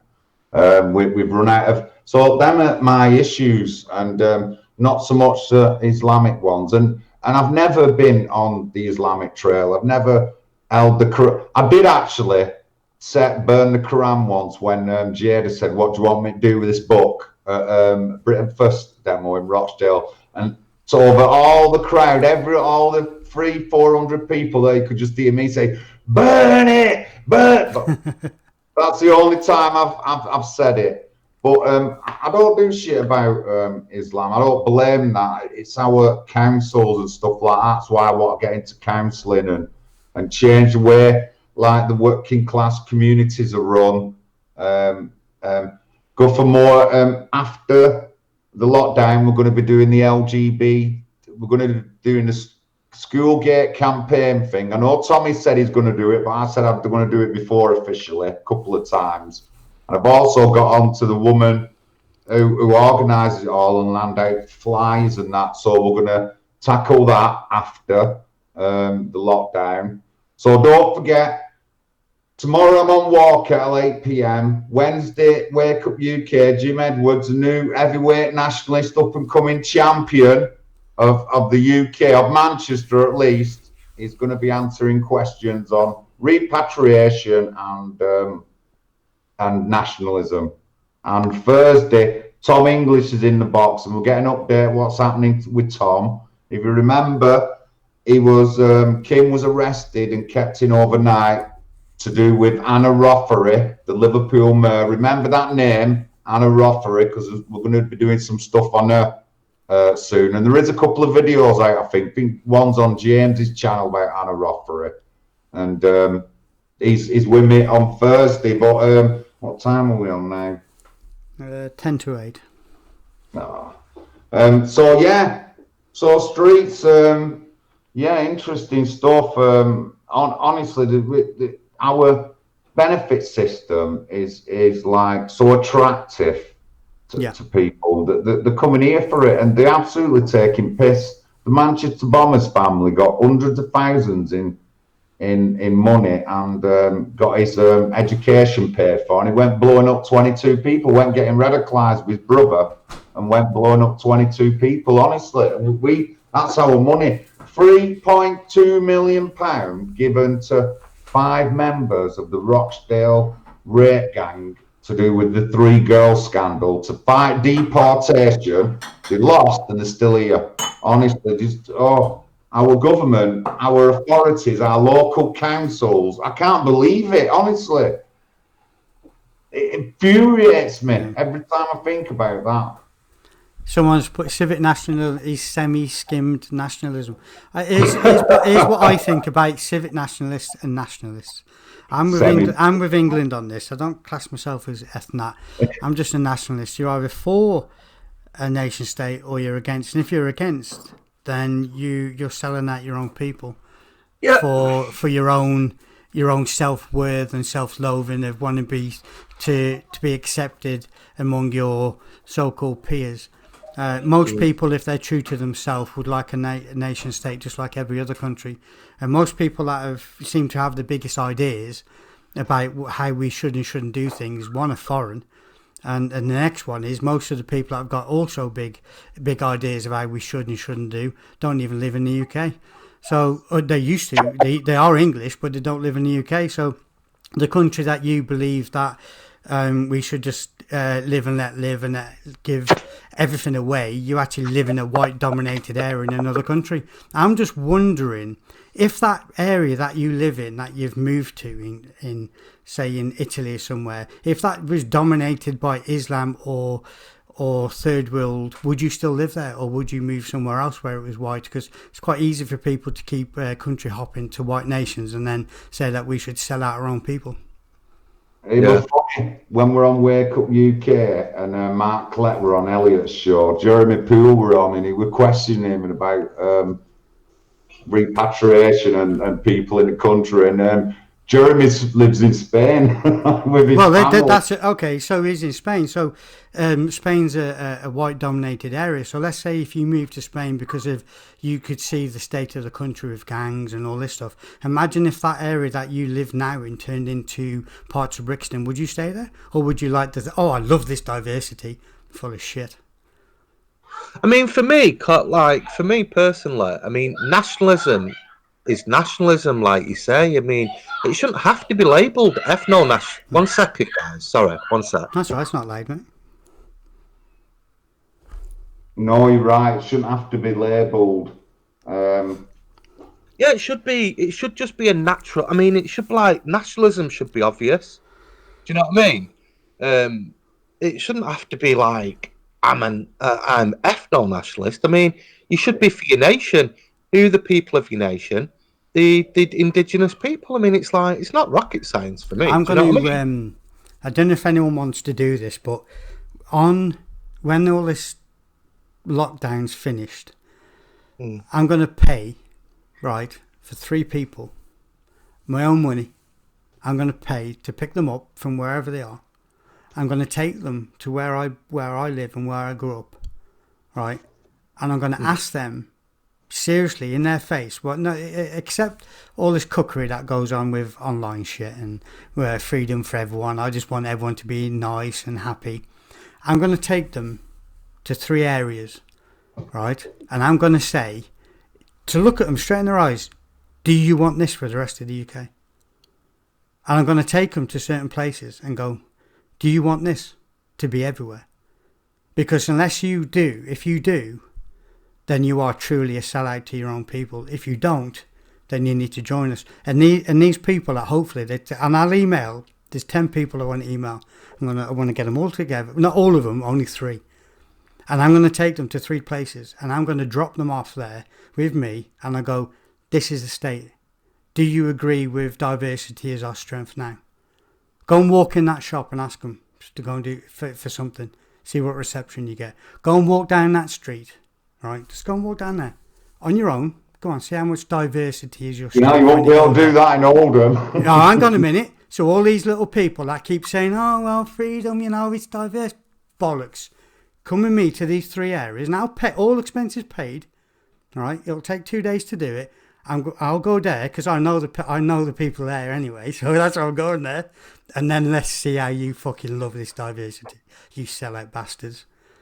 Yeah, but you see, nationalism for me. Sorry about that, but I just had to get that out there. No, it's all right. I mean, nationalism for me, and I said this yesterday. It should be about being biased. You should be biased for your nation. I mean, it's like like your nation's an extension of your family, innit? Right? So it's like God, family, or family, God, however people want to put it, and then area, and then nation, country, right? And, you recognise the faults of your family, but you're still biased towards them because you love them. Do you know what I mean? Yeah. Like, be biased towards your nation. And there's nothing wrong, with that.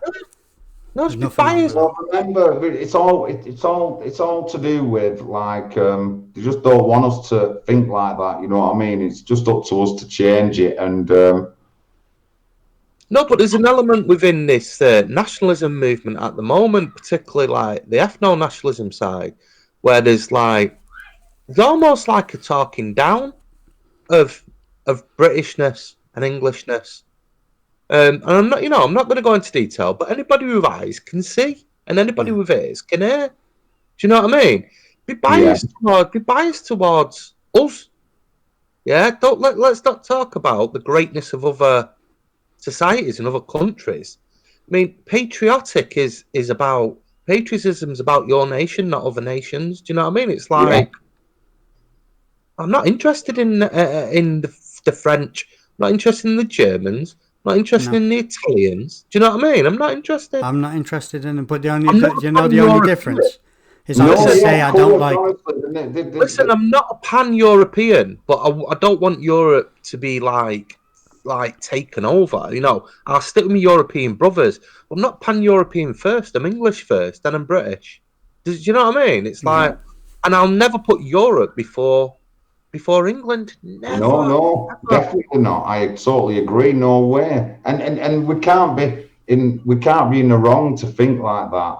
It's just that obviously the other side do think like because we should be sorry for everyone in the world for whatever reason and all that. No, no, honestly, I'm totally and like I said, we was saying to Streets earlier, let's start our own industry back up. Don't have to be as big as it used to be. We had the best steel going and all that lot. We had coal. Now we're getting Chinese building our nuclear power stations, and then our warships built in Italy with Chinese steel. I just thought, It's wrong, isn't it? honestly, It is I just crazy. don't get it. And we've got all the capability here to do it. You know what I mean? And fishing, and when I mentioned fishing, We I were the think leaders. we were the pioneers of steelwork. We were the pioneers of iron. We were the pioneers of woodwork. How do you think we built all these I mean, the thing ships is that went about around the world? nationalists, right? I mean, the thing is about nationalists, and Streets can agree with this. When we was in Poland, we actually celebrated the love that the Polish had for their nation, right? Yeah. And as a nationalist, we could identify with that, and we appreciated that. Didn't mean we wanted to become Polish. Do you know what I mean? No, hey, I tell you what, now you brought that up, don't you feel ashamed of the other group that went over there that was just thinking, yeah, I want to celebrate this nationalism, I want to celebrate, what it is to be proud of one's flag and one's nation. It wasn't a lot. Most of it was spent in the pub, wasn't Yeah, it? but don't you think it's quite strange where they're willing to go over there to celebrate their ethno state and their pride of being free and to do whatever they want? Yeah, but they they're not sell willing out. But to they're do willing it. to sell out. They want to come back to the UK Yeah. and pretend they had a great time. And it was so great, the nationalism, but we don't want it in England Do you know because what? we really That is don't want to such be a valid Nazis. point. That it was like they were Crazy. celebrating the ethno nationalism of Poland, right? Yeah. And every single one of them that I spoke to commented on how they like the ethno nationalism of Poland, but that doesn't apply to England. Yeah. It's civic nationalism for England. Do you know what I mean? we're That's all what makes it even worse. Because these people go over there because they want to look No, how I've they never live. even thought that, Oh, it's Street. embarrassing. Never even thought of that. Yeah. Our biggest threat is just the government and how people, liberals and all that. Honestly, if we can get rid of them cunts, we can get back into like nationalism, having our own industries and all that lot. Honestly, See, it's mad. I went over to Poland because I wanted to see what it is to be a nationalist, to be proud of one's people, proud of one's country. And I know you went there for that, England, and I know a few others went there for that. But the difference is we came back with a newfound patriotism for our own country. Yeah. These Yeah. people that either went over there just for the laughs, they either went over there just for the beer, It was just for a weekend. or just they for a went drink. over there for nothing else. But then you went there to celebrate the most. Well, for me at the moment, I haven't been anywhere else to see how patriotic they are. But to be walking along them people and saying, you know what, I wish I had this at home. Look at all these flags. Yeah. And all these Some people that have come back that seem to think they're on their side. You're an embarrassment. No, some people, quite a few people went over for a drink or for a dirty weekend or whatever. Do you know what I mean? Or to meet up with friends, and that's how I felt. A lot of the rallies and marches became over here. It was more like meeting up with old friends than it was the actual event itself. Do you know what I mean? Yeah. And do you know, I'd never thought of that. I mean, that was such a great question. Was why do you do you allow Poland to be an ethno state and celebrate And it? go over there and celebrate it with them. Yeah, but you're not willing to celebrate the same thing for your own country. It's so true. Do you know what? I'd never even thought of that, Streets. The problem is I've got so much inner, I wouldn't say hatred, but inner Conflicts, yeah. And I see things, you know, when people say once you see it you can't see it. Yeah. Every time you yeah, listen to these people slagging off what it is to be in this country, every time you see them putting stupid fucking videos about this person, ask them this: why did you go to Poland? Did you go over there to celebrate the freedoms that they've got? Did you go over there to celebrate the freedoms that their country has fought for 10, 15 years, to be able to walk through the streets and be proud of their nation state? Did you go over there to walk and feel that compassion of what they've had to go through, because that's what we're going through, and then you come back out and sell out your own fucking country? I'd say that we were Why? nationalists before we went, but we came back. And I know it sounds religious, but born again, didn't we? Yeah, me, mate. I'm telling you, I left. Yeah, born again. For me, it was the best experience, as in seeing what we could be like. But What these can other be sellouts, achieved? they Yeah, weren't what there for can be that. achieved? Honestly, well, you know what, guys? I never even doubted it. I didn't have to go to Poland, but honestly, I know we can be our own, and I've always supported like British and being English. You know what I mean? Well, why wouldn't I? Why wouldn't I? You know what I mean? Honestly, and you know, it's mad though. I like people make you like or say that you're something else when the evidence is all there. My evidence is on my YouTube. To those who know me from Facebook, Aunt Sally and Arlene, the fucking hundreds, all my evidence is there. Do you know what they had to do to get to the point where they can walk through the streets with their banners and stuff? Do you know what they had to go through? They had to go with riots from police. And I'm talking getting beat to shit, because Polish police don't fuck around. These are getting shot with weapons. These were getting battered by the police in the state, and they kept turning up every year. Not because they wanted to fight, because they wanted to walk down that fucking street they're told they can't. They didn't turn up like the fucking in London, waiting for a fucking argument to happen just so they can. They weren't doing it for Where this. does the march start, Streets? It starts at the wall, where when the commies invaded, they put Polish nationalists, the Unbreakables, up against the wall and shot them. And that's where the march starts, and there's a reason for that.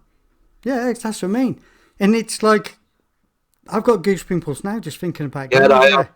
And this is what makes it more disappointing, because there was a big group of people, and I'm not going to mention them for whatever. There's a big group of people that went there for the same feeling, and they kept saying how proud it was to be able to do that, and they're stopping people from doing it over here. They didn't go there for nothing more than a fucking piss up. That was it. They're fake patriots. They class themselves as that. They're fake patriots, and the only fighting I seen was with themselves. And when they talk about infighting, well, I seen infighting. And you know what? It's just a shame that they're such a sellout to their own people, to be fair, just to appease I don't know who they're trying to appease, to be fair. It ain't what it was sold to me. And going there and seeing that. That cult of personality again, aren't they? Yeah.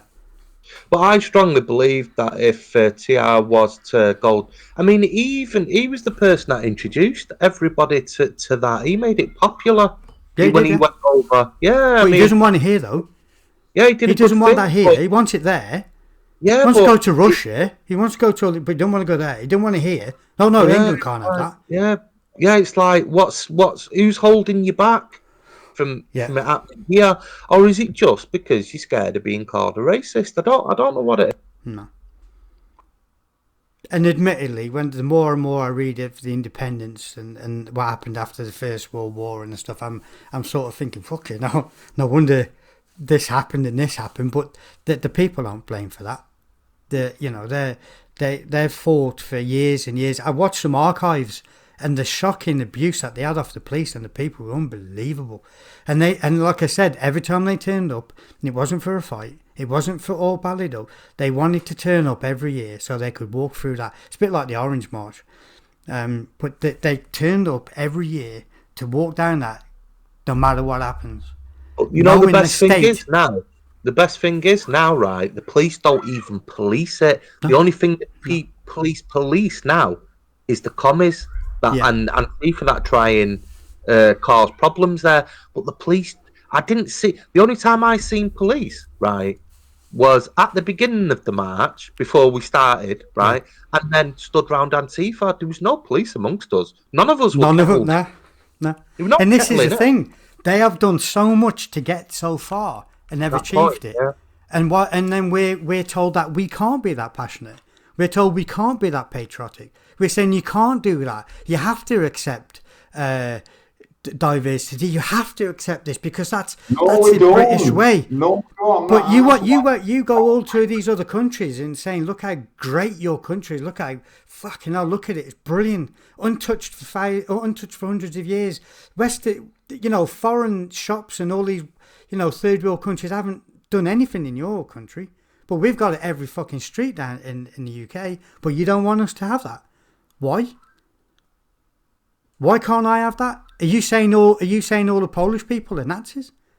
Is that what you're saying? Because they've got nearly, I'd say about 99% Polish white country. Are you saying they're all Nazis? Are you saying they're all bigots and whatever? You're going over there supporting them, so you can't think they are. Or else, why are you going over there?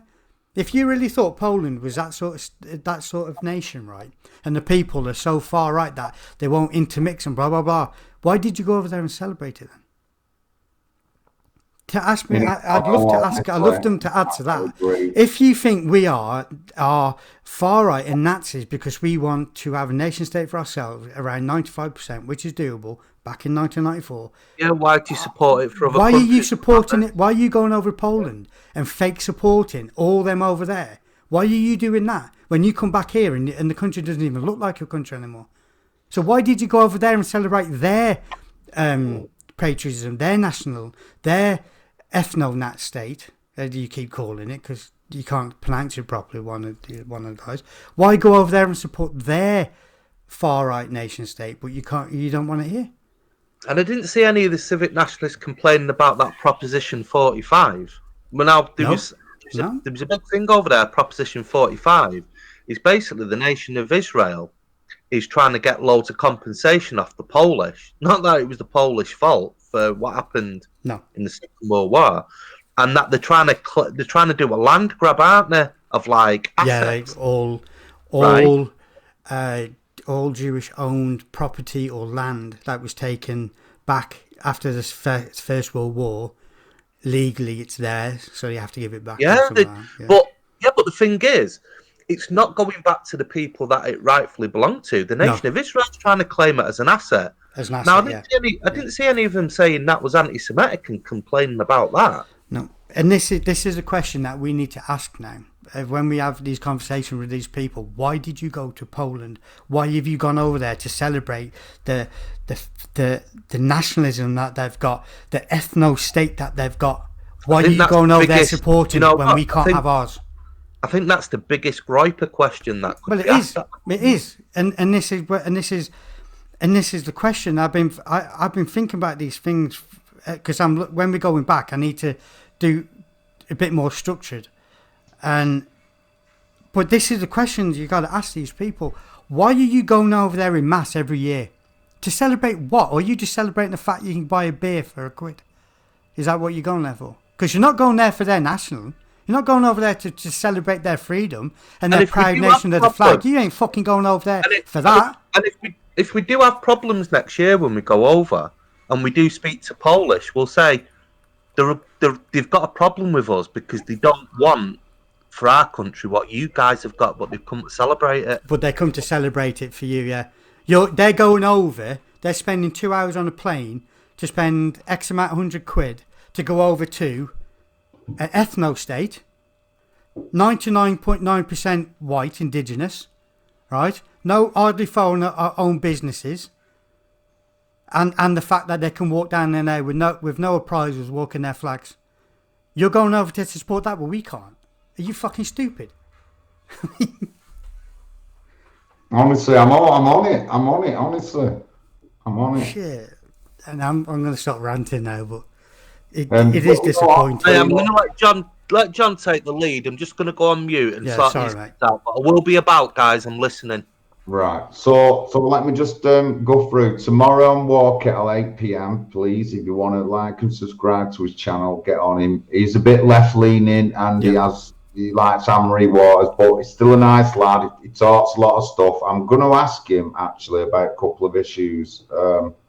Honour violence and FGM. I think I'll ask him. I want to talk about that tomorrow because I need a little bit of research, and I know a bit already, but I want to look at it some more. Wednesday, I'm on Wake Up UK. You can sign up to a free subscription and get access to the chat room, premier chat room, while the lockdown's on.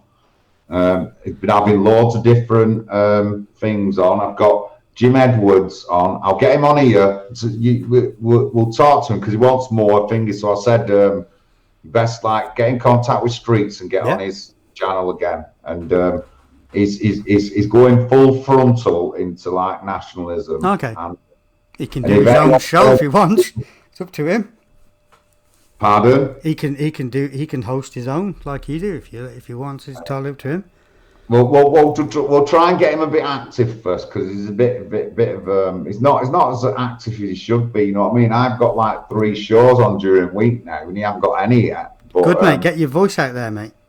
I think Pat McGuinness thinks he's the new heavyweight up and coming champion of the Nationalists.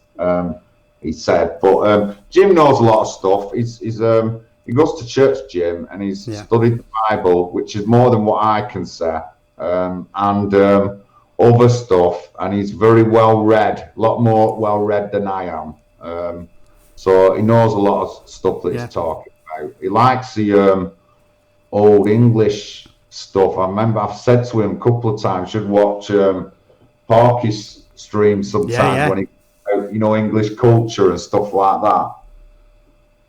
So that's on Wednesday. Then on Thursday, in the box with me is my mate Tom English.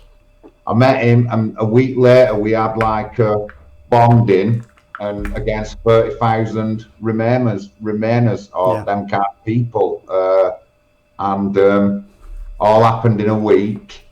We've been all over the country together, as far as Scotland, Count Dankula's trial, where I met Shazzy Robs, the lovely Shazzy Robs, for the first time. We had a drink and something to eat. And then down as far as Bristol, we've been supporting the lads down there, Justice for Michael Crehan.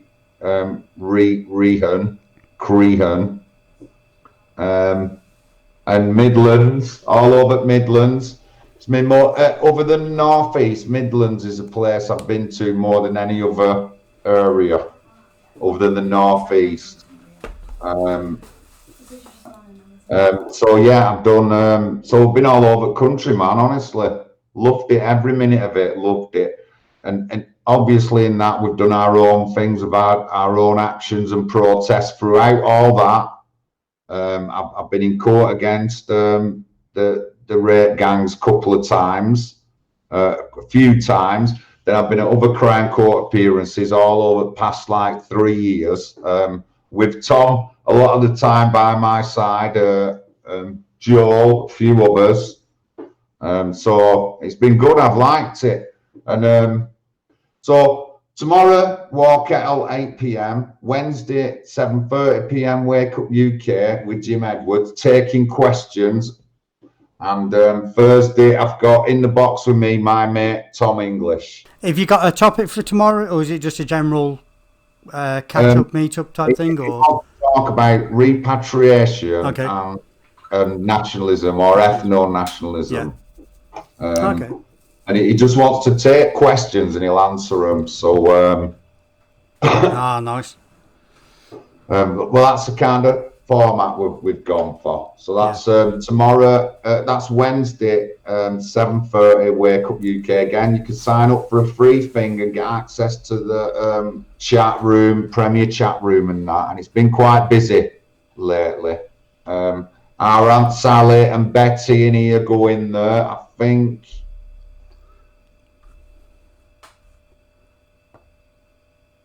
Not sure of the others. I know that Betty and Aunt Sally both go in there. Yeah. I used to have an account. I'll have to have a look at see if I've still got But yeah, my honestly, account. believing who we are, like I said, I worked in the oldest mill in the north of Oldham area, which covers like Rochdale, Oldham, Ashton, and Chadderton down to where I am now in near Manchester. Covered that area, the oldest mill, and we've got some. One of our cousins are doing a story of our family history going back a few generations in the Oldham area, and there's some stuff about one of my aunties working in a mill, and Nana worked in the same mill as well. And the mill, I think he said about 4 generations of the family worked in the same mill. So that's on the white side of the family, actually. That obviously it's nothing to do with Jamaica. So I've got access to some kind of stories and records. So I'll bring more of them out for sure, and telling you about my history up here. Did the mill close or did it move abroad? What No, they just knocked them all down. just knocked them down.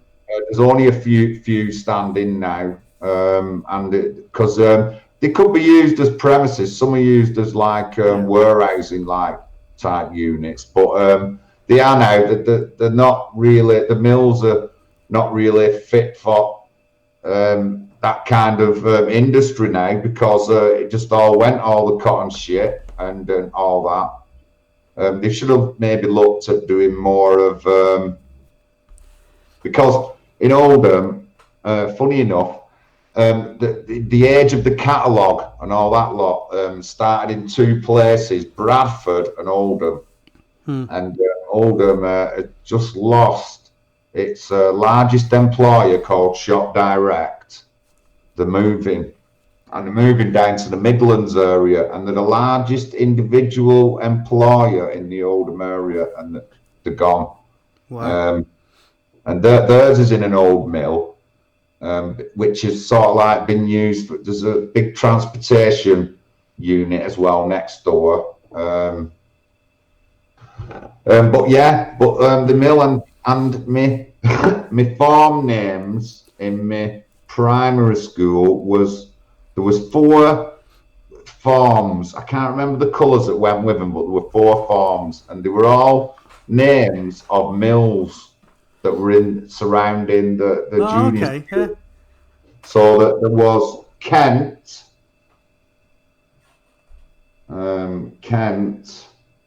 oh, I can't remember the others. I don't believe it. This is like primary school time, this. Trying to Kent was remember one of them. Kent Mill. I can't remember the other mill names. I'll try and remember them, but there was 4 mill names, and that's how integrated our community was with the area that we lived in. And that wasn't just Oldham, though. That had been the same in Rochdale, Bolton, Blackburn, all them areas. It would have been a lot similar in their areas, from the industry just really going and the work just really drying up and all that lot. It'd been the same.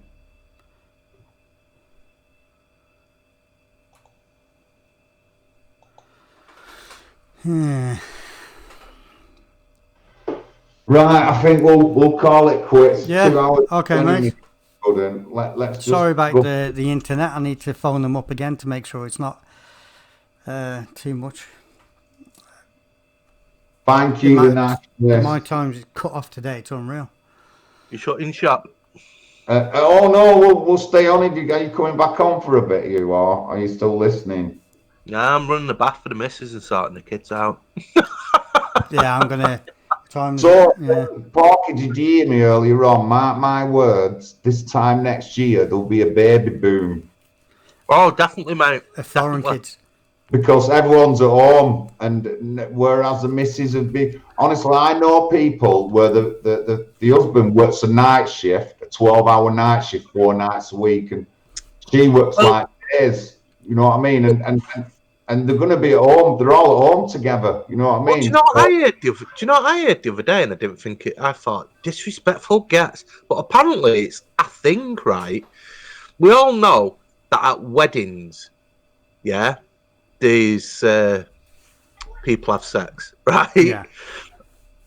I didn't know that at funerals, apparently, it's a big thing, right? Oh, because fuck, I couldn't do that.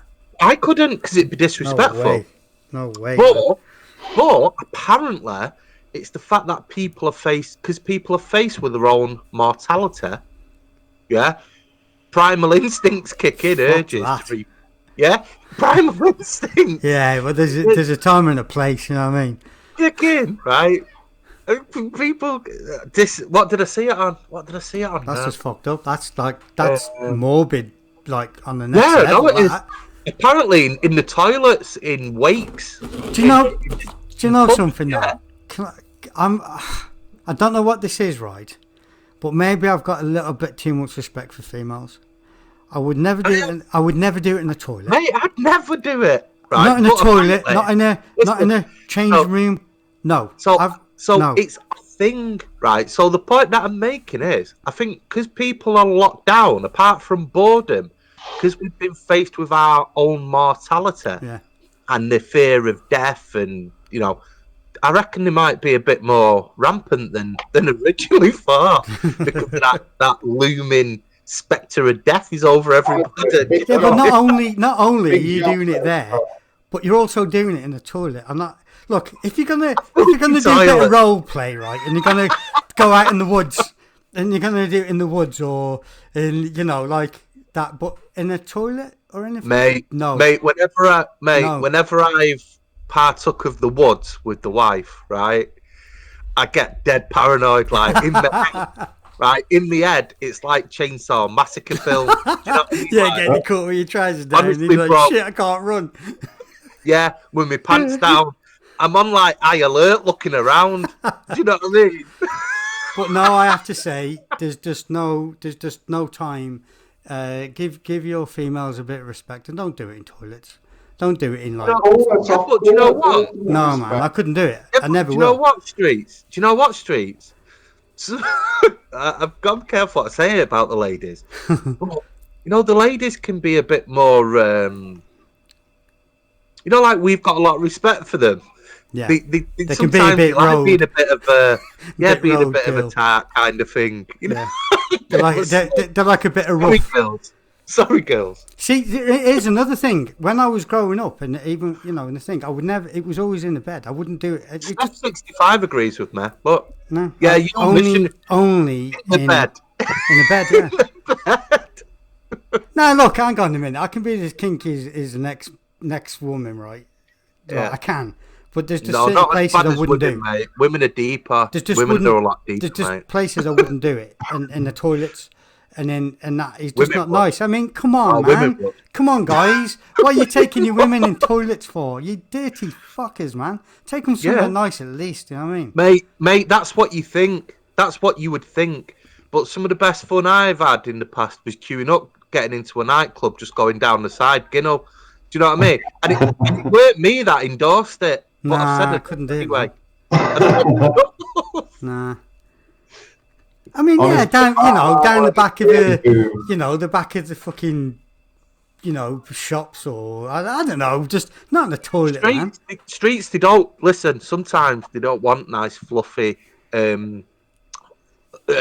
fucking satin pillows and it's smelling of comfort. Fabric softener. No, you're getting me wrong. Look, I understand the urges, right? And you got to do it wherever it comes. I understand that. There's some freaky places I've had to do it, but I've had to do it like it was toilets and stuff. In the woods on the way back from a restaurant, stuff like that. But not in toilets. Man. Look what Mitt of Brits put in a mass grave is hot. He says what? Sorry. What do you put? He's put, Mitt the Brit has put, you Puritan, LOL, and then put, in a mass grave is hot. Oh God! See, that's another thing. No toilets, no graveyards, No. and no church grounds neither. And don't go to churches just because it's quiet, and you're Look, going to be doing look, that. Look, you've got all the listen. What I've said's got. I've struck a chord with the girls. They're all laughing, but none of them are saying no. Do you know what I mean? There's just I've no said enough chance. anyway. I've got us in trouble, haven't I? Yeah, you have, because this just went fucking sideways. Yeah, what it might do with me. Fee Green's put, let's talk Ethno nationalism, they said. In the toilets, yeah. Yeah, well. Nah, no You'd be graveyards, surprised. no churchyards, no toilets. No. You'll be surprised, Streets. You'll Nah, be not me, man. surprised with these women. But I've said enough anyway. Yeah. Not giving away too many tips. Shit. John knows where I'm at. John knows where I'm at. That's why he's staying quiet.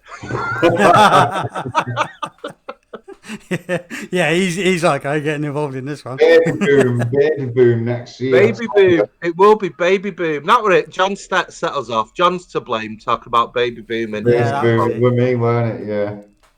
Right, I need to go and I need to go and have a cold shower now, guys. So thank you very much. Catch you later, man. God bless. God bless to you, man. So me Ethno show, and obviously I go so far myself. Definitely, I agree with a lot of stuff.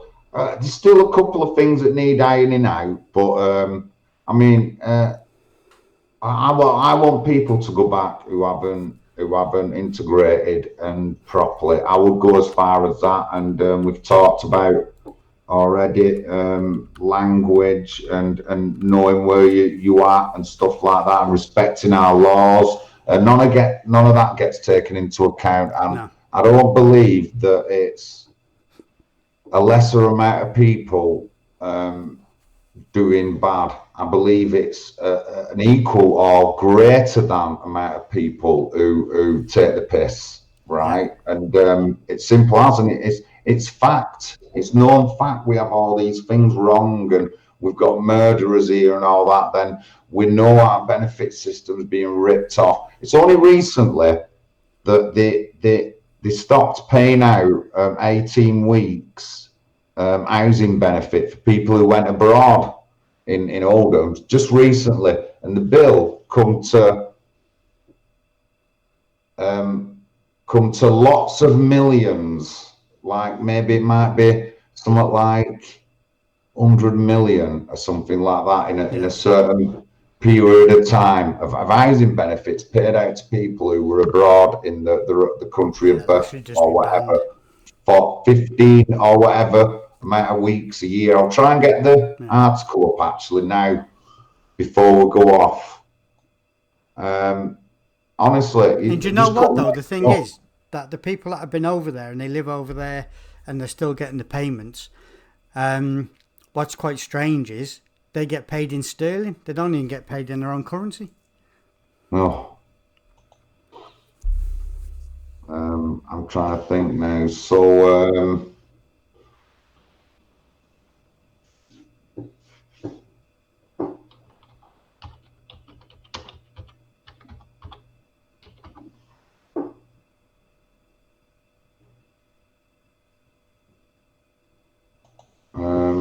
but yeah, honestly, so you know, we need to definitely need to take drastic measures. I've talked about before the immigration system, every part of it, the benefit system, our social care system and stuff like that.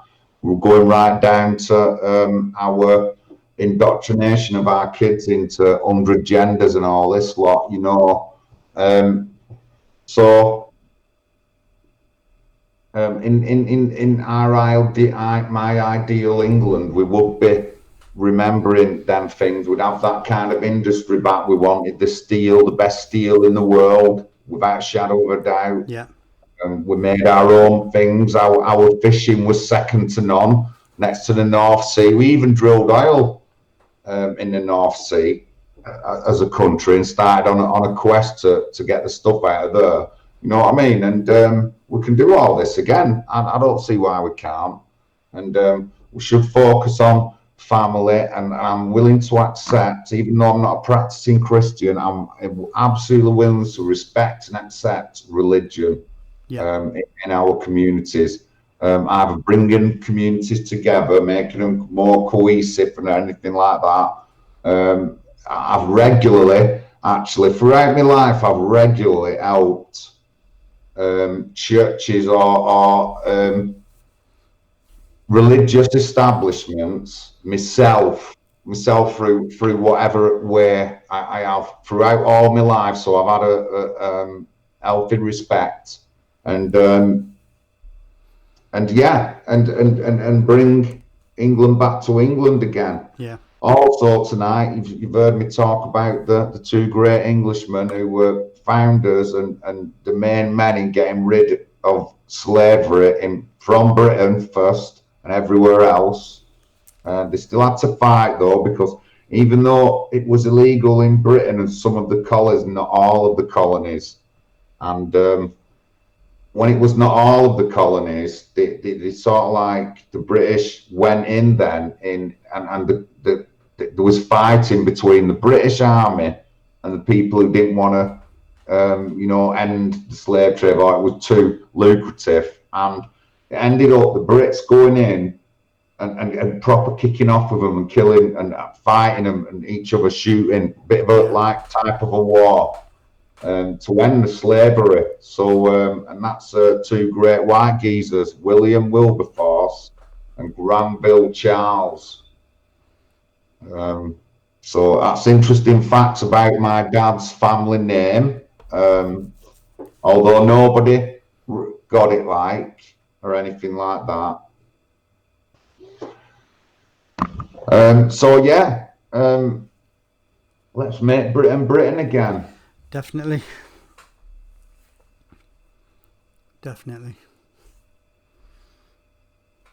Well, as far as we can take it. So what have I said now? So tomorrow night, walk at 8 p.m. Wednesday, Wake Up UK. Thursday, in the box, in Big John's box, Tom English. Yeah, I'm going to be looking forward to that. Yeah, we'll see what Tom's saying, yeah. and that should be interesting stuff. Obviously, he's got that bit of a do with Anna Roffery at the moment. So remember, Anna Roffery, the Liverpool mayor, come into a verbal altercation with someone, accused them of stalking them from her house, and then Kim's been arrested, kept overnight, and still the police, because of the lockdown, they can't deal with the case. She's on a month. There's a maximum of 3 months she can be on waiting for something to happen. She's on the 3 months, and they've been twats. They have, honestly. So Anna Roffery, having Anna Roffery. It's going to be interesting to see how they get on in court with this if it goes to court, because to be honest, I can't see how she's got much. I can't see how they can prosecute her on that, because there's clearly no evidence. Well, I think the evidence they've got is evidence of shit policing, really. They haven't got any evidence of Anna. She can be linked to pretty far left. Yeah. And been on demos as well, where there's been altercations between members of the public and police and that. And but she's proper hardcore. But no, nothing against her. But there is some stuff that went on in the past about fucking paedophiles or something. But I don't know enough about that. But at the moment, it's looking like it's more stuff against the police than anyone. So the police will end up getting the brunt of it rather than, the mayor. Oh, okay. That's how it's. That's how I would think it's looking. Yeah. Because if the paperwork's not correctly signed or filled out and stuff like that, that the police have done. Yeah, it'll be interesting to see what that happens. mean, it's as soon as the lockdown goes, I think the court systems are going to have like a year of backlog, aren't they? Yeah. Definitely. January, February, April, May. I'm trying to think what we're doing 2 years ago. Around this time. I'm sure I went to Wellington, the EDL march in Wellington. That might have been, I don't know, I can't remember when it were. See if I can find anything on it.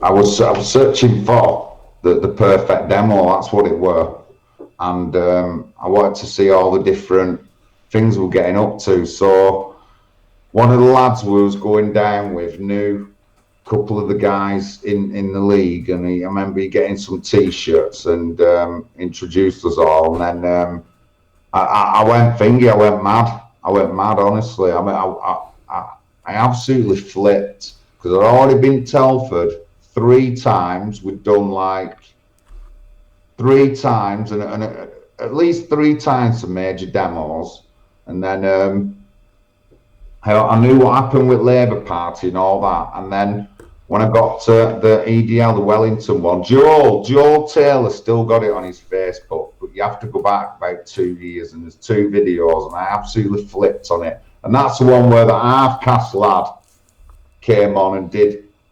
some cut shooting or whatever, trying to make everyone look silly. He did a video or something. Yeah. But yeah, so I think that's what I was doing last year around this time, January, February, March, April, because February gone would have been Tracy's boys' first year, and we couldn't make it in February. In the first year, February, on the anniversary of the death, they went down to the lane. What the fuck lane's it called now? They went down to the lane where it happened, and they like marched up the road and that. And I haven't actually been to the area yet, mate. I couldn't make it down last year, but I hadn't actually been to the area. But one of the things I do, gonna go to London. I'm gonna go down to Hayes, and I'm gonna go down to that road when I'm there, and pay my own personal respects. But yeah, so it's been good. That's been a good show, mate. Been a good show. Covered a lot of topics again. England brought it down a little bit, but hey.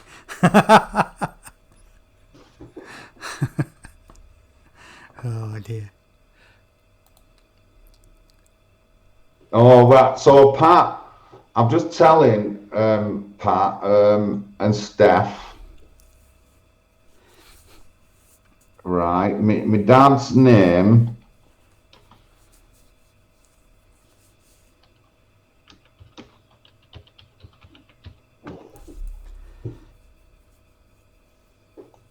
I was just saying about my dad's name, and I did ask I want to say more worse words for the chat, because it involves 2 great white Englishmen, right, who were involved in the history. And the history is Granville Charles, a prominent British anti-slavery campaigner, William Wilberforce, another should be well-known, famous anti-slavery protester, and the names, my dad's names, are related to them figures of history. So it's just something I wanted to pass on to everyone. And then Porky come on and then told us a bit more about other stuff related to them geezers and what they did. And one of them, so he's a white Englishman born, and he is revered in Sierra Leone in Africa. He's revered. The guy is not. They don't just talk about him in myth. This guy got statues to him, and he was a British Englishman who fought for their rights and then tried to get them their own place in Sierra Leone. What he said, that any of the, like, it would have been, I'm guessing it would have been on the premise of anybody of that whatever community in Africa, and you want to go back to your country, there's a place for you at Sierra Leone, and that's how it was started, and he's revered for that. So that's just some historical facts about my name, and I don't know enough other people can, like, in this times of when, like, they're always bringing people down over what happened in the past to do with slave trade, and there was people who fought for those people's rights, and they were just normal Englishmen, and they didn't have any ulterior motive, just fought for the rights. But obviously, the lefties don't want us. They just tell us about all this shit that goes on, but they don't tell us about the good.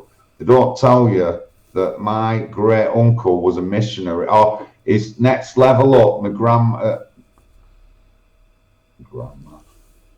great grandma's level, they were missionaries in the West Indies. Lefties don't tell you that, do they? You know, and that's the right side of my family. And then my great uncle ended up being a pastor, a man of the cloth for years, a church in one of the villages in Oldham. But they don't like to tell you any of that shit, do they? Most of the time, they just want to tell you all the bad shit. Well, for your dad to have both names, then you know it's making a big statement. Yeah, honestly, you know, it's making a big statement out there. I'm just trying to think now. Porky, January, February, March, April, May. You know, it might have been 2 years ago, I think, when I was with Tracy, come down to Manchester on a trip down from Scotland, and I met Porky, I think, that evening, something like that. And we were in pub. I'm sure that was about May 2 years ago. I just think, just going back a little bit there, Big John. But yeah, so the big change for me when I started getting more active was 2012. I've moved back from Bradford to Oldham. I've got really politically involved. My Facebook's gone up more because I'm more politically involved. And then by early 2013, I've contacted the local UKIP, two of the local UKIP representatives. And I shit you not, right? The first one I met was a son of a Polish immigrant. And the second one I met was a Pakistani-born Pakistani man, and he was the rep for UKIP in the area. And I think the reason why we got on with Sin, when we talked, he'd lived in that area all his life. And when I talked, he understood me when I said things like the Labour Party don't do the stuff right. And when I mentioned a couple of other things like the riots and that, he agreed with me. The guy, he was well on it, and that's what he sort of like believed in. And I suppose that's why I helped him a lot, because he could see the very, very local issue. You know what I mean? Not the issue he was looking at weren't the grand plan. Not like I do. I don't look at the grand plan. I try to focus on them local issues, and he was doing the same thing. And so I did some work for him, and then I think he was running 2015, or it might have been 2014.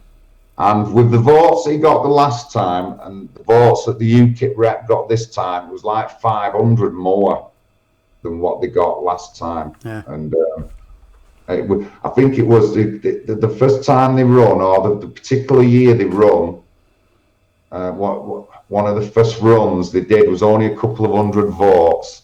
Then it went up like to under 1,000, and then by the third time they ran, it was like well over 1,000. And it was the third time that guy had run, not a third time UKIP had run a candidate in the area, because it's not always been a Pakistani-born Pakistani man. And so there's an house across the road from where my girlfriend lives. There's a bus stop. Across the road's an house, and there's a Labour sticker on window. So I've got some flyers. This guy's come round with a load of flyers, and when I introduced him to the girlfriend at the time, the girlfriend has always said to me that they were racist, and when she met him, she just changed. She just started voting UKIP then. It was as simple as that, Streets. Honestly, that's how some people have to see it before they'll do something. So across the road, there was a woman's house, Labour sign in it, working class woman. I talked to her, I didn't talk to her husband, and I think they had like 3 or 4 kids. White English they were. I'm sure they were positive, because I lived on there for a while. And so she said, why should I join? And she said they're racist, and they're against this and against immigration. That's what she said, the woman. So the next Saturday, I didn't think, I weren't working at the time. I got the guy to come round with me. So he's come to my house at 12 o'clock, and it's just this house is just across the road. So he's come to my house, then I've walked across the road, knocked on the woman's door. Come on, this is Ansoir Anshan, I said, the local representative I was telling you about. Then he said hello in like broken English. And then within 15 minutes, there was a UKIP thing up, and she threw the Labour thing in the bin. You know what I mean? Because I'd already talked to her about a load of issues. I knew she was like on board.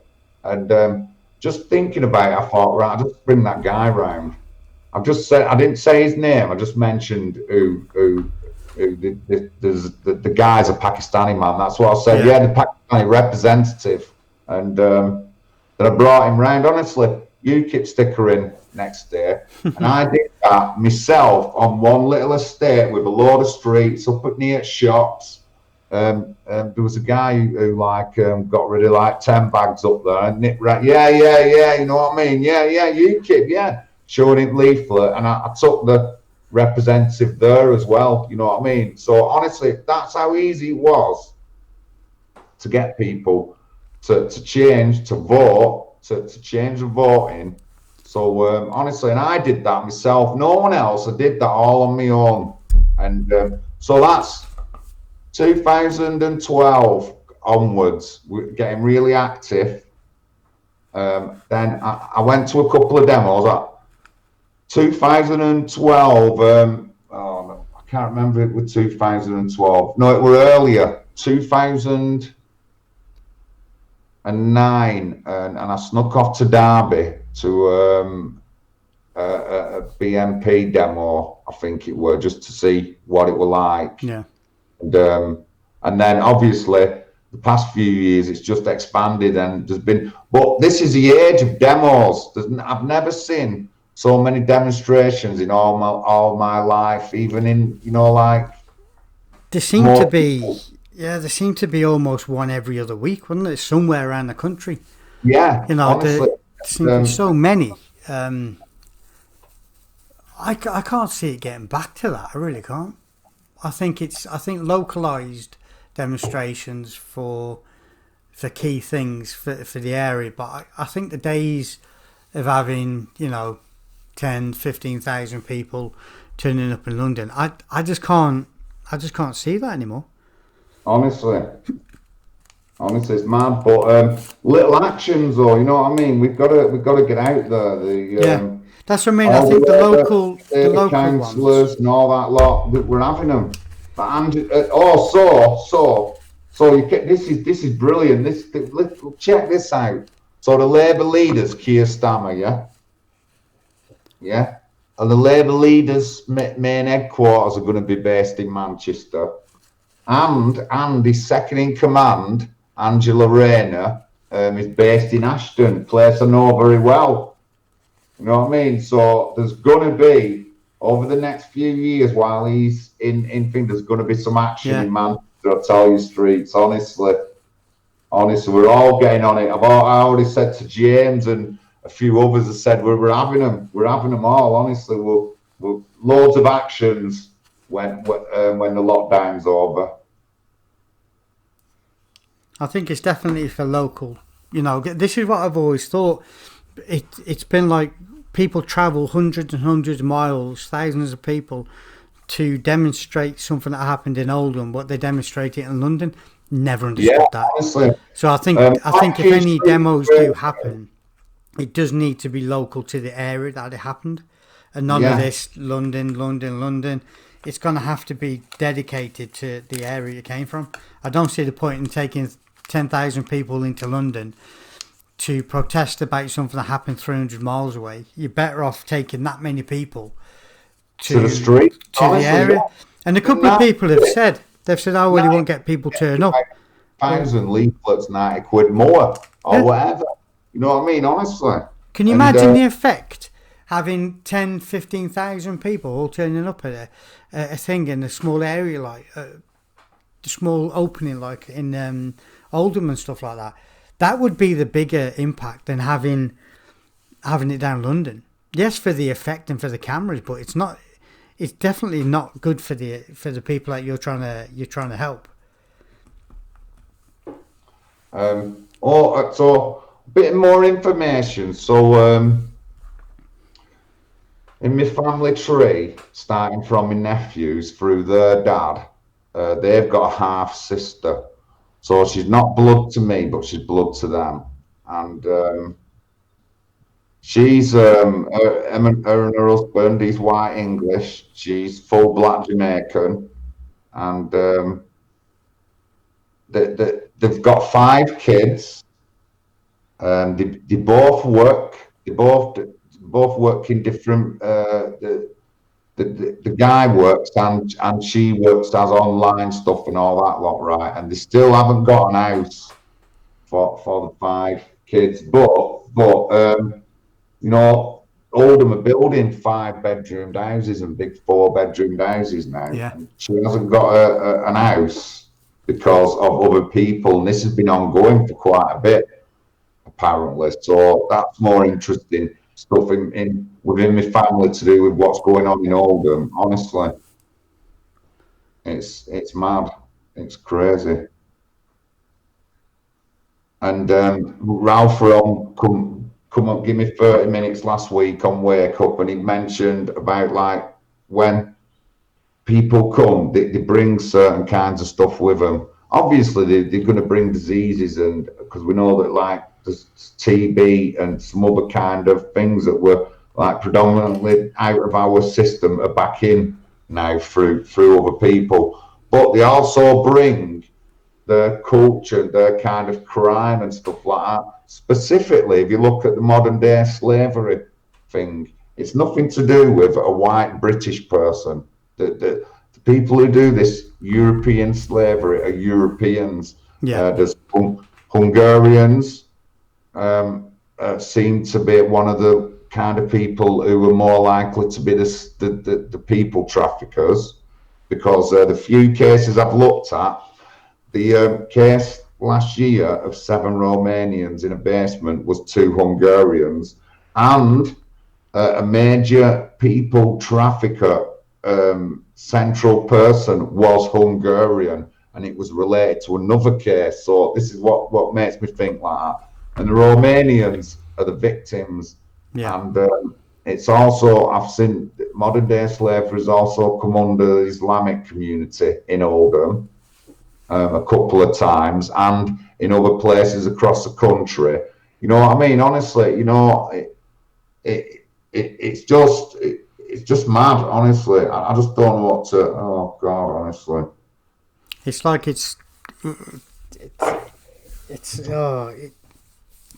knowing which one to fight, because obviously there's so many different things you could get behind, or you know, so many different places that you could go, well, that ain't right, we need to support that, I think it's getting to the point where you need to protect it. If the local people start looking after the problems, and if there isn't that much of a gathering, then maybe come from different areas, but you know, the days of having for me, the days of taking 20,000 to London is just ridiculous. That would have I made a know. lot more, but that would have made a lot more impact than taking 20,000 to book in Oldham or Local, Halifax yeah, honestly. or Centre Leeds. You know, imagine taking 20,000 people there. You know, that would have been a massive upgrade, because this is the thing. I bet a lot of these people, you know, where you've took nearly 20,000 to London, 10, even 5,000, doesn't matter. Taking that many people to London to protest about what happened in Oldham, Rotherham, most of the people in Rotherham wouldn't even know you were doing it. So imagine taking them to Rotherham and go walking around the streets on there. So, you know what I mean? That would have had more impact, because then the local people are, what the hell is all this about? You know, because maybe some of the press aren't releasing what's going on in the areas. So if you put 10,000 people in a place like Halifax, fucking hell, I don't even think there's that many people in the fucking area. So, you know, these places need to be hit in that sense, and not always in London all the time. Yeah, honestly, 90 quid though. I've spent loads of 90 quids on train tickets. Isn't it? And how many thousands of leaflets could have got for that? Honestly, it's mad. It's mad. And now, between a small group here, you can pay it and have them delivered with other stuff, with other flyers and stuff like that. So you can all get all that paid for now at relative prices. Yeah. I'm just reading some. But yeah, let's bring back the good old days. It's bring back 1994. The picture in the background, I tell you. Bring back 1994.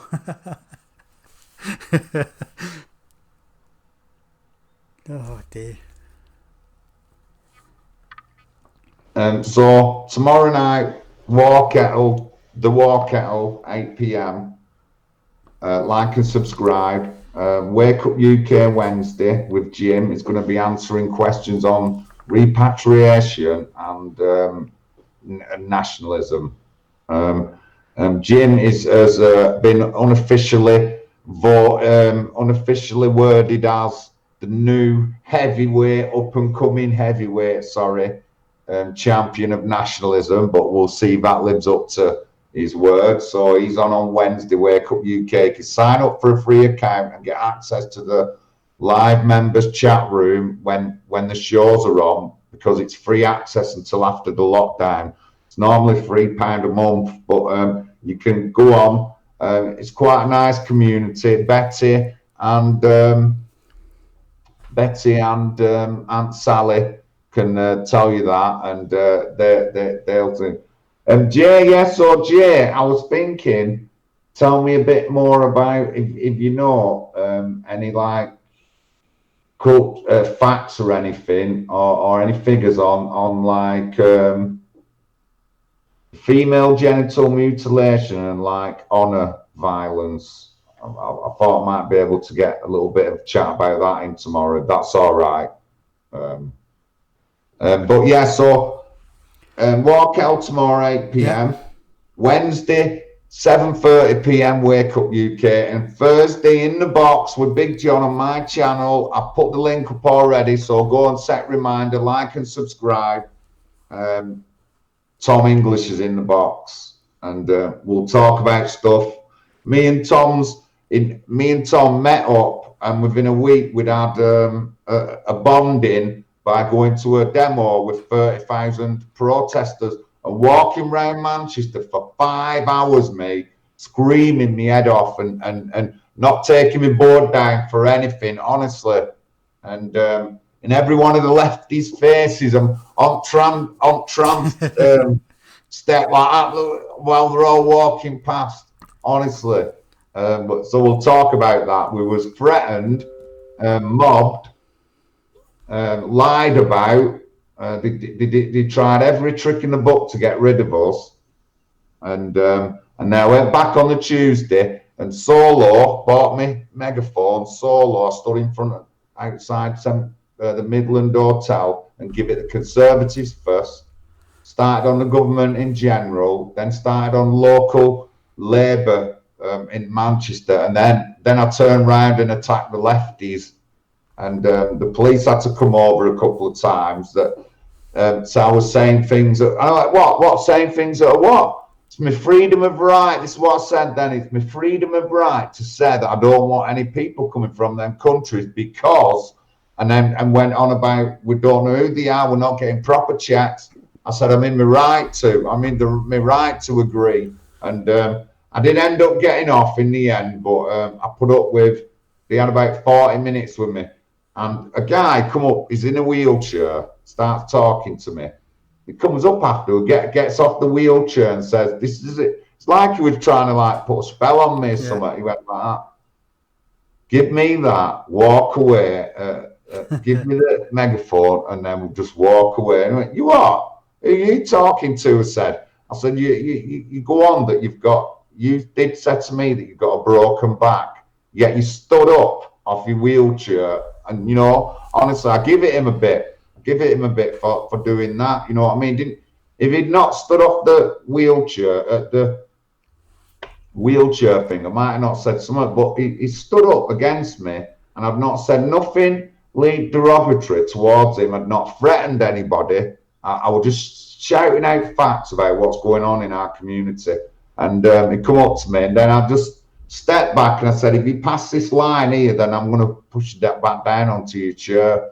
And the cop said, you can't talk to him like that. I said, you what? He's just stood up in front of me and with his broken back, and I want some space. And I told you I wanted some space earlier, and everyone's crowding around me when they shouldn't be, because I'm a member of the public. Honestly, I just give it them. And I didn't know nothing about nothing, didn't know nothing about law, all right, like that. And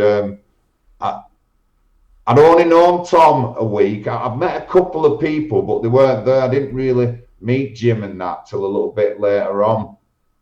And but I just give it them. You know what I mean? I thought, who the fucking hell are they talking to? Honestly, and someone come up to me. I swear, someone come up to me streets and was telling me off in a foreign language, or, you know, with a foreign accent. Yeah, you know what? And I turned around and said, you're not even English, and you're trying to tell me, you know, get me hand out, get lost, you know, move over there, like, honestly. And I just felt like doing it, you know what I mean? And I give it for about 40 minutes. I give it the lefties, and I would tell them how much they failed us. And then I stood there and I started talking about cases that had gone on. And, you know, I didn't like just say 2 girls were murdered at such a place. I tell them the gory details, you know what I mean? That's what I told them. I said, yeah, and when these 2 girls went to police, they didn't do nothing. Then 2 weeks later, they found them both buried in someone's backyard, and knew that 50 members of their own family had done it and all that lot, you know. And I stood there and said all that shit, mate. Honestly, I was sick of everything. Fucking giving it them big time. What's in the box? It's my show. On YouTube. Hold on, I'll get one of them up.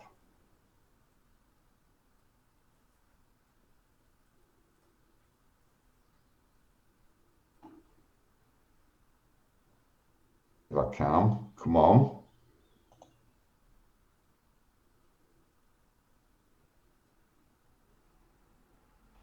I'll have to do it on my phone.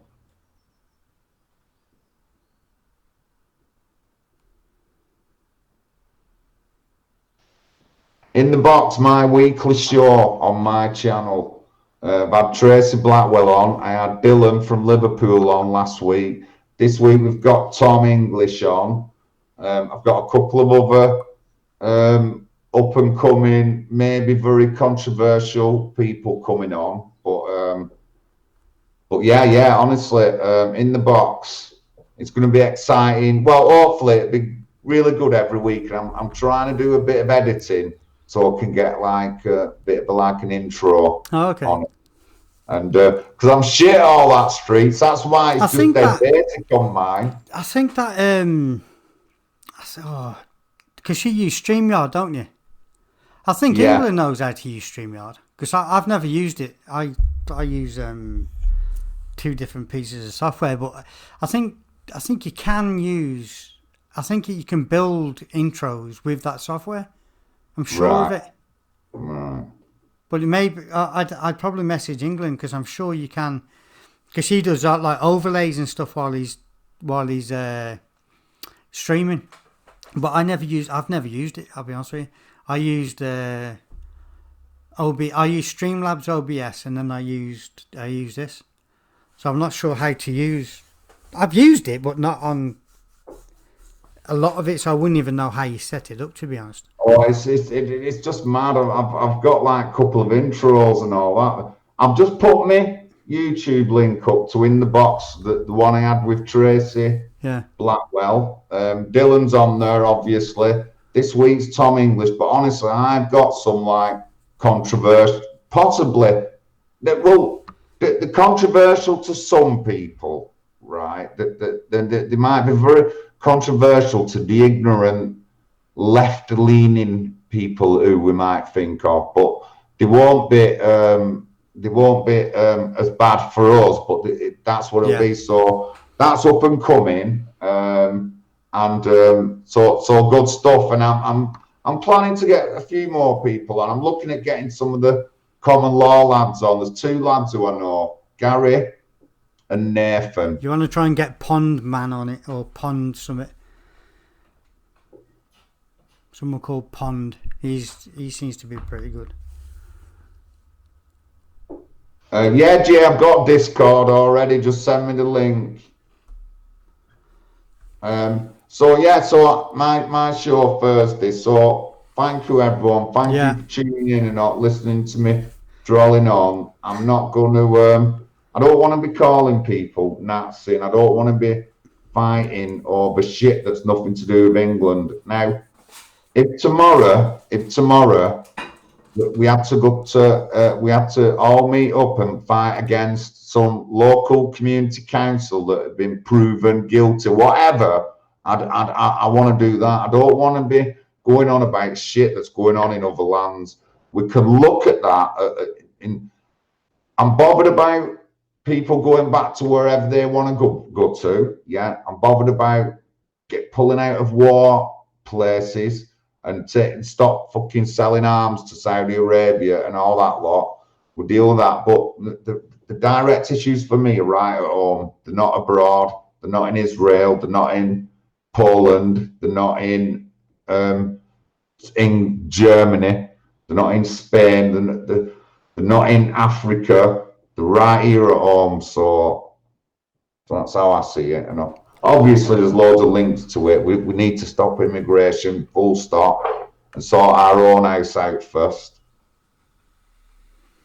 Yeah, very true.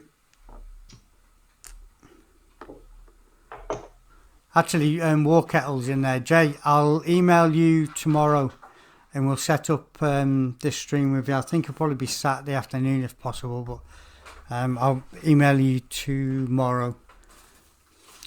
Just have a quick chat. No, thank you, Pat. Thank you, and thank you, honestly.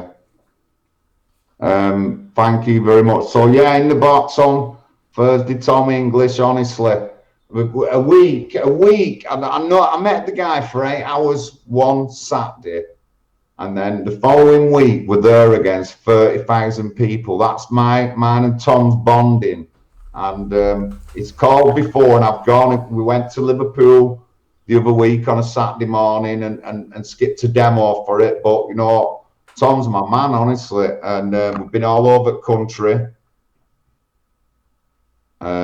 We've done loads of big demos and we've done loads of little actions.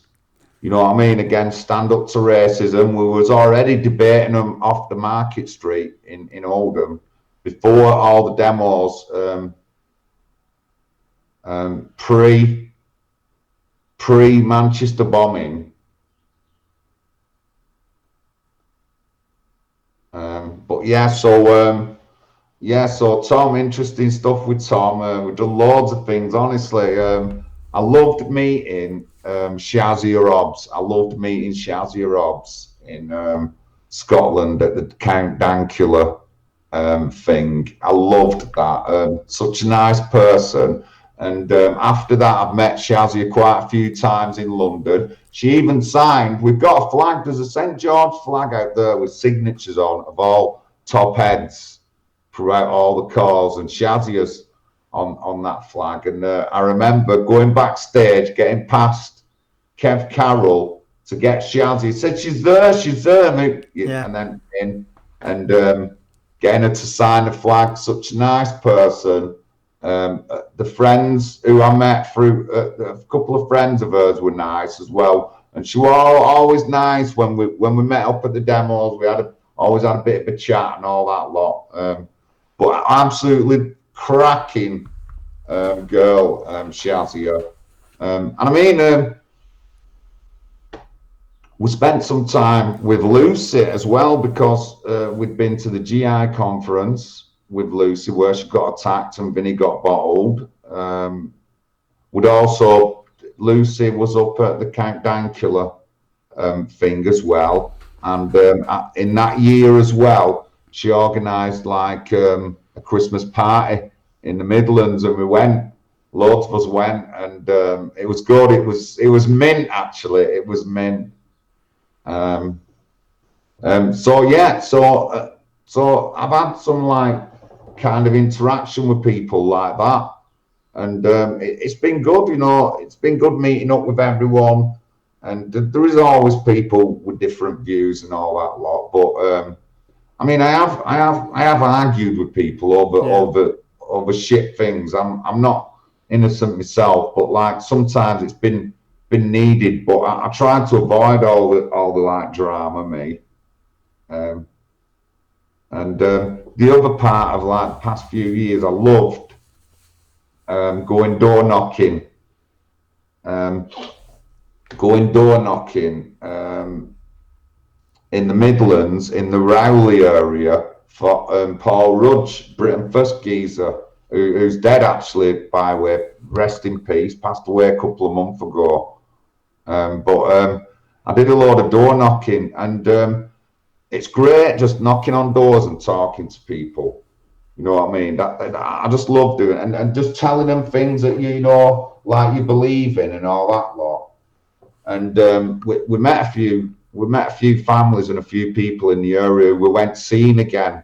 I went down there 5 times, and like nearly every time after the first time, we went seeing people who would already seen, you know, and just had a chat with them and stuff like that, because it was early. It was about this time maybe or something like that. So January, March, April, May. Yeah, it was. It was like April, about this time. And yeah, I love the door knocking. And honest to God, I'm if you can put it into a skill and give you a qualification, I'm pro door knocker. I'm as pro as you get, pro than any fucking body thinks they're pro. Big John's a pro door knocker. And that was, I loved all that. Something I've never done anything like that. Honestly, it's just rewarding. And what makes it even more rewarding is that when the elections came, the Britain First